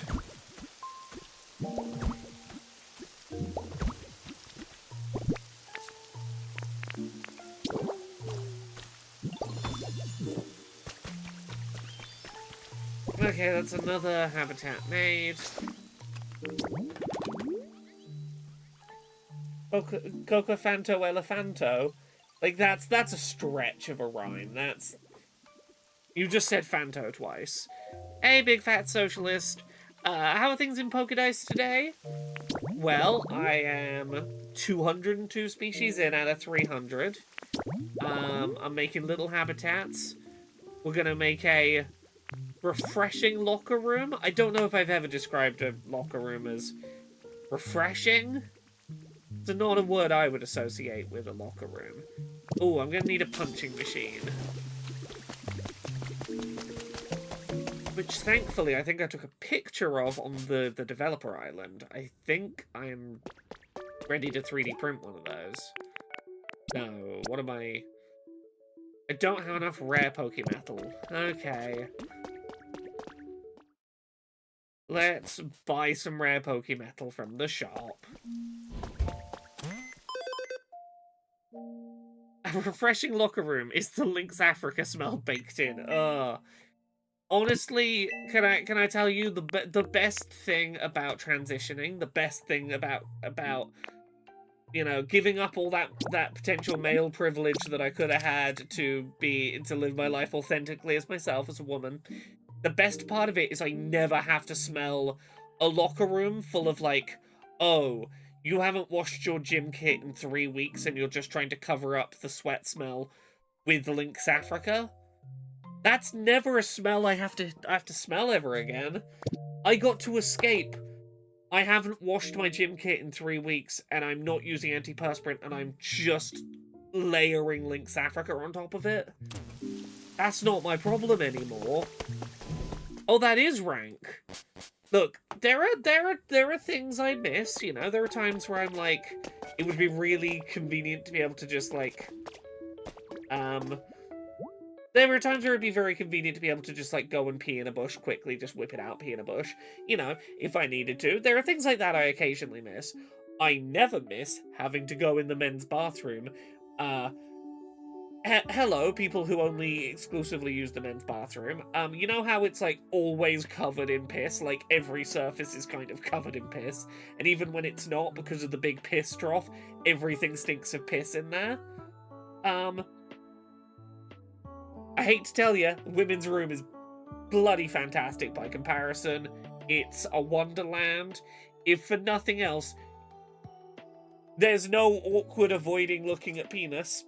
There's no big trough that stinks of piss. There's rarely piss on the floor. Occasionally a little on the seat you might have to wipe up, but like generally speaking, million miles of improvement.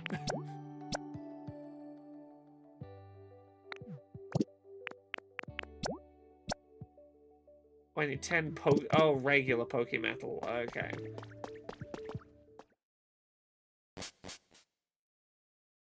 Yeah, I did give up, you know, the having people assume I'm an expert because I said a thing. Like, the default assumption that I am worth listening to and I know what I'm talking about. You know, I miss that sometimes. Uh, Genuinely, hey, men, if you cannot if you cannot pee in the bathroom without getting piss everywhere, you're allowed to sit down on the toilet and pee that way. You can do a little sitting pee. You don't have to make the bathroom an unimaginable hellhole. You could simply treat it with a little more respect. That is an option that you have. You could do.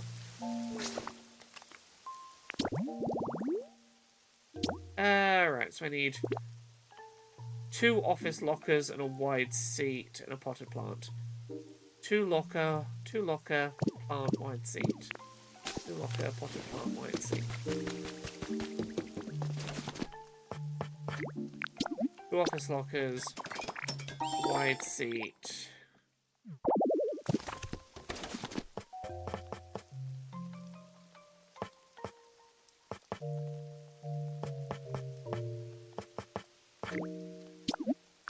Potted plant.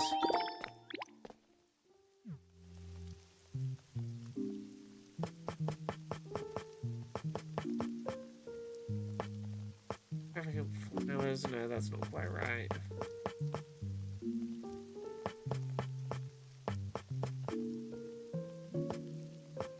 I not have a potted plant reference yet. Okay, where do I get a potted plant?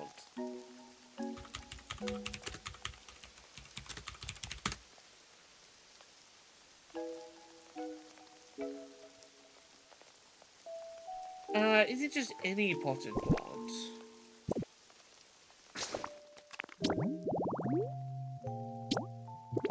Potted plant, any. Okay. Some of the things I have in here do count as potted plants. If I have... Where was it? One in the little vase.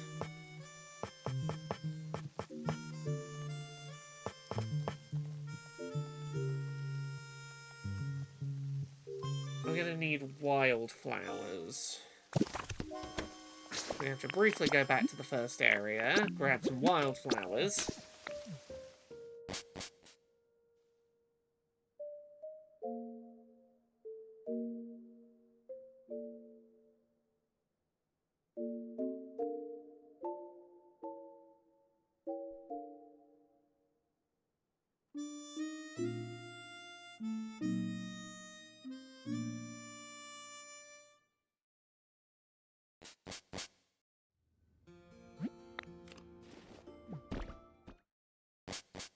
Do you think other Pokemon regions are as fucked as Kanto? I get the impression it's a global problem that's happened in this game.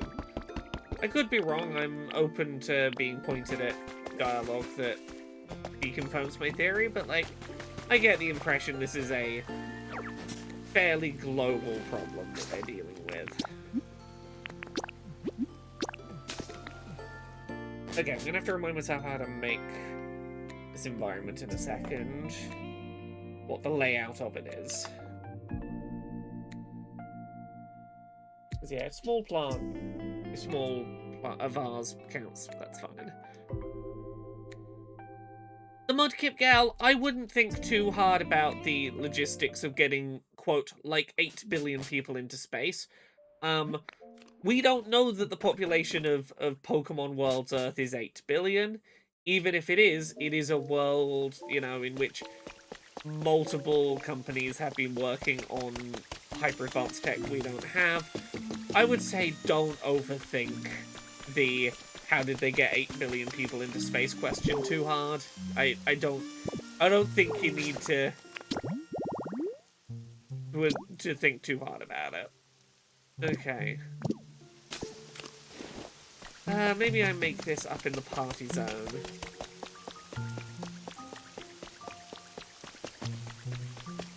I can make this over here, actually. So we're gonna make a little workout zone.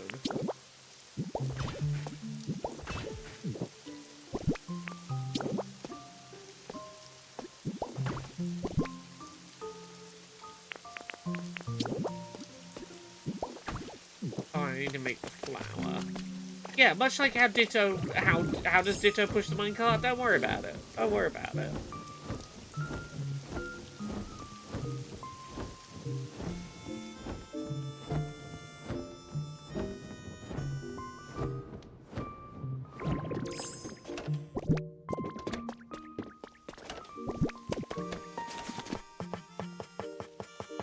Okay, little vase.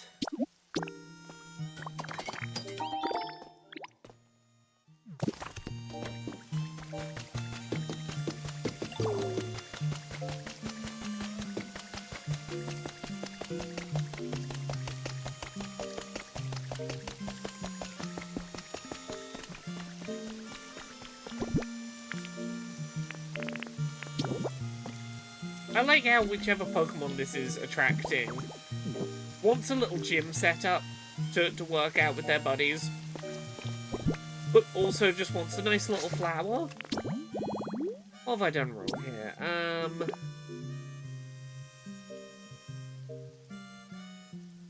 Two office lockers, seat wide.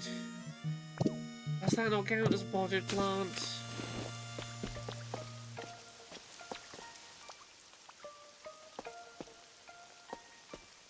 I was lied to. I was told that counted as a potted plant. Okay. One more try. Then we're probably going to wrap it for... What I'm going to do is I'm going to get this habitat built. I'm going to run around and look at all my spots and see if any final Pokemon have arrived. And then we're probably going to call it a night for today. I'm sorry it's a little on the shorter end of streams, but as I say, I was a little late starting because I had Accessibility Summer Showcase emails to be writing. Eth Demon says, I've been watching a streamer do a Barbenheimer with Pokopia in the day and Resident Evil Requiem at night. Oh, that's adorable. That's wonderful.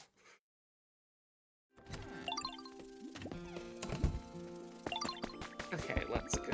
I need one more wildflower.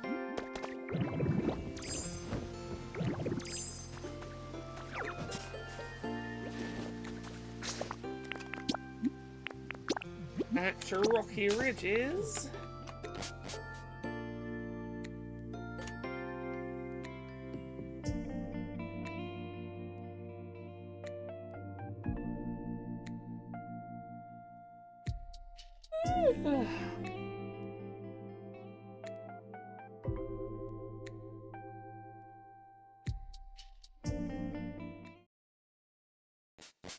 Oh, Guzzlord sure is an eldritch abomination of a creature. It is canonically from another universe. It is not a Pokemon. It is something entirely different, entirely more unknowable.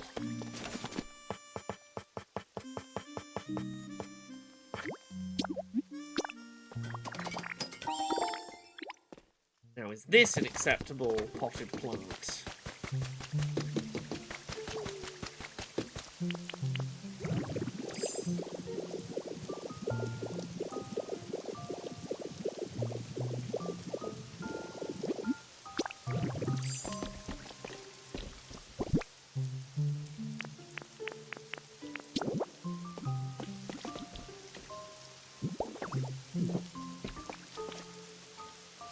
Why does this not count?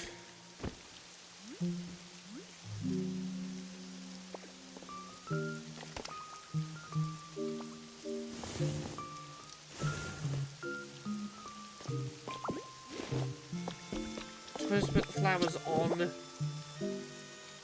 See? No. Is it because of where I've placed these? Is like not compatible? No, it says any potted plant, doesn't it? Potted plant, any. It's a plant that's in a pot. To me, that's a potted plant.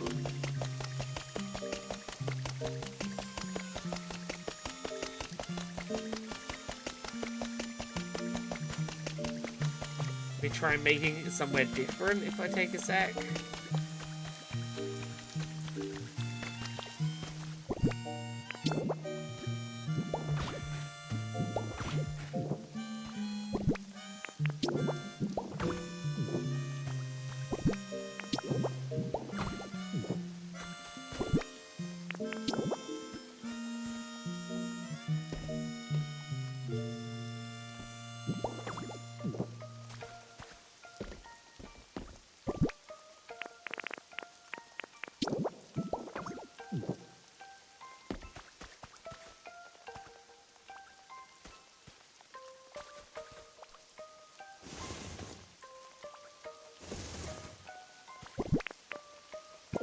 Has anyone else had this problem? Let me Google this one. Is it just that a refreshing locker room... Is the joke here that a refreshing locker room cannot exist?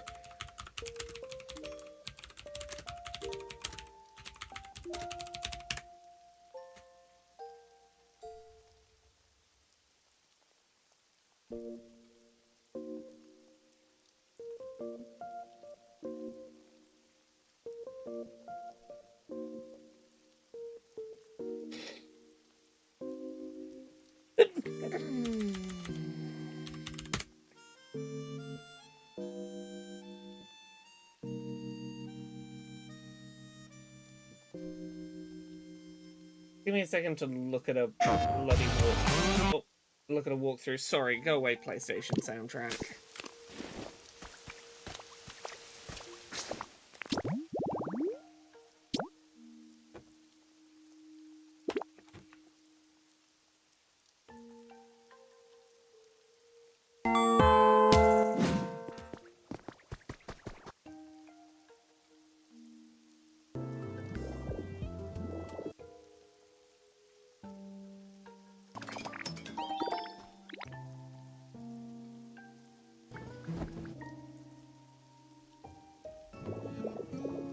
Let me skim around and watch this.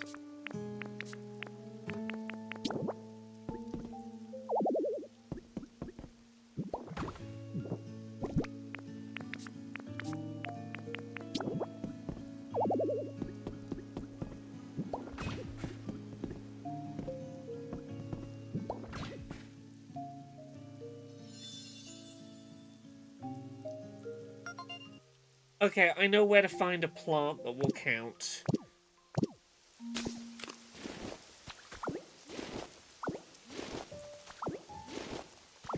Give me a sec. I know where we're going.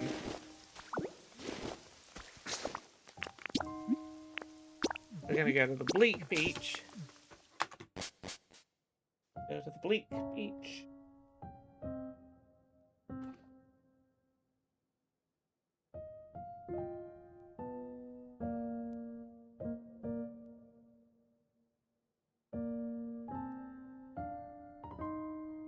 How am I surfing? How on earth am I surfing the web in current year without ad block?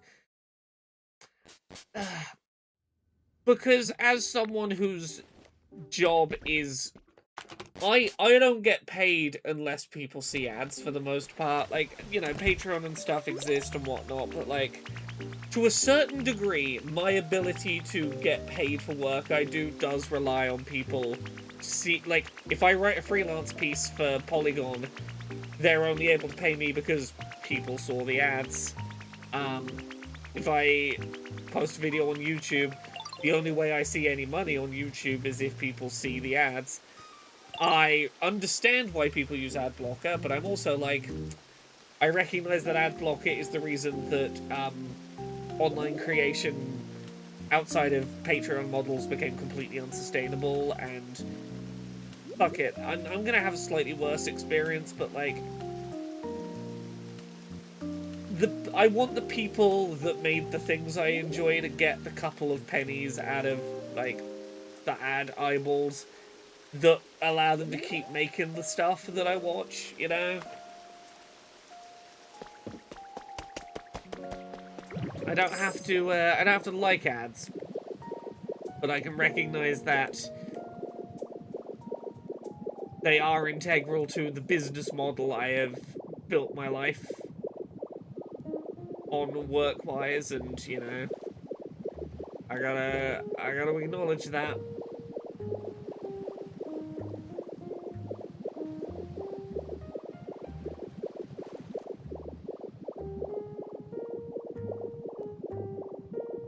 Okay, this counts as a potted plant. Now, I'm not gonna go... am I gonna go all the way back to build it? No, I'll build it here.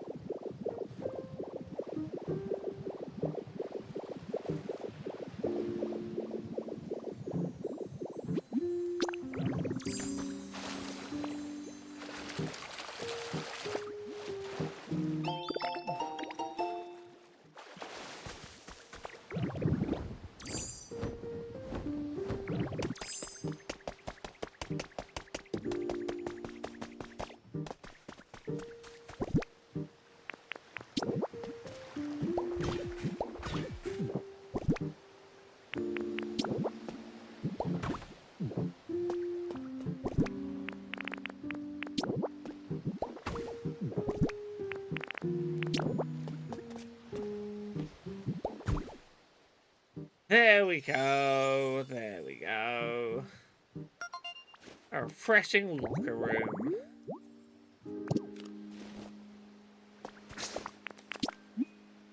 I'm gonna go back to Rocky Ridges and give it one more look around to see if anything new has spawned, and then I need to go to bed.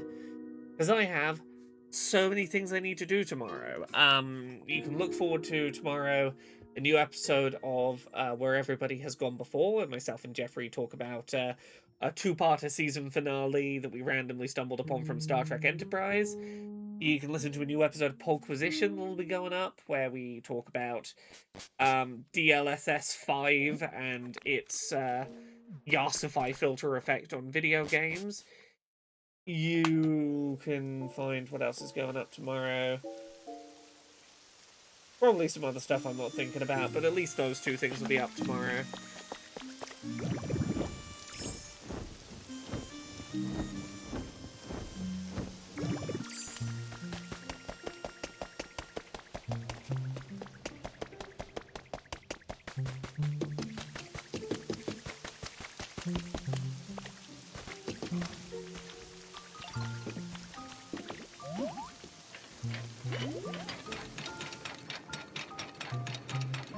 Yeah, don't worry. Conrad had made it up until today. Up until today, Conrad did not know what DLSS was or what it stood for.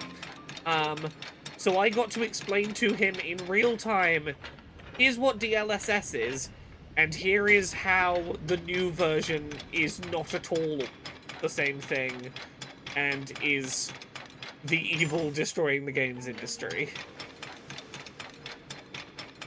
Yes, I had to explain, like, here's how DLSS works in the version that's, like, good and fine and not evil.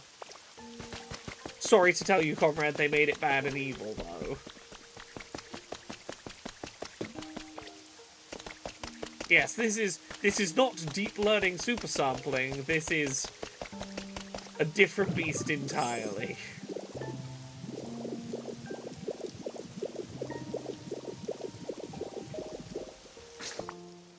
Alright, we're going to call it a day for today. Thank you so much, everyone, for watching. I hope you've enjoyed.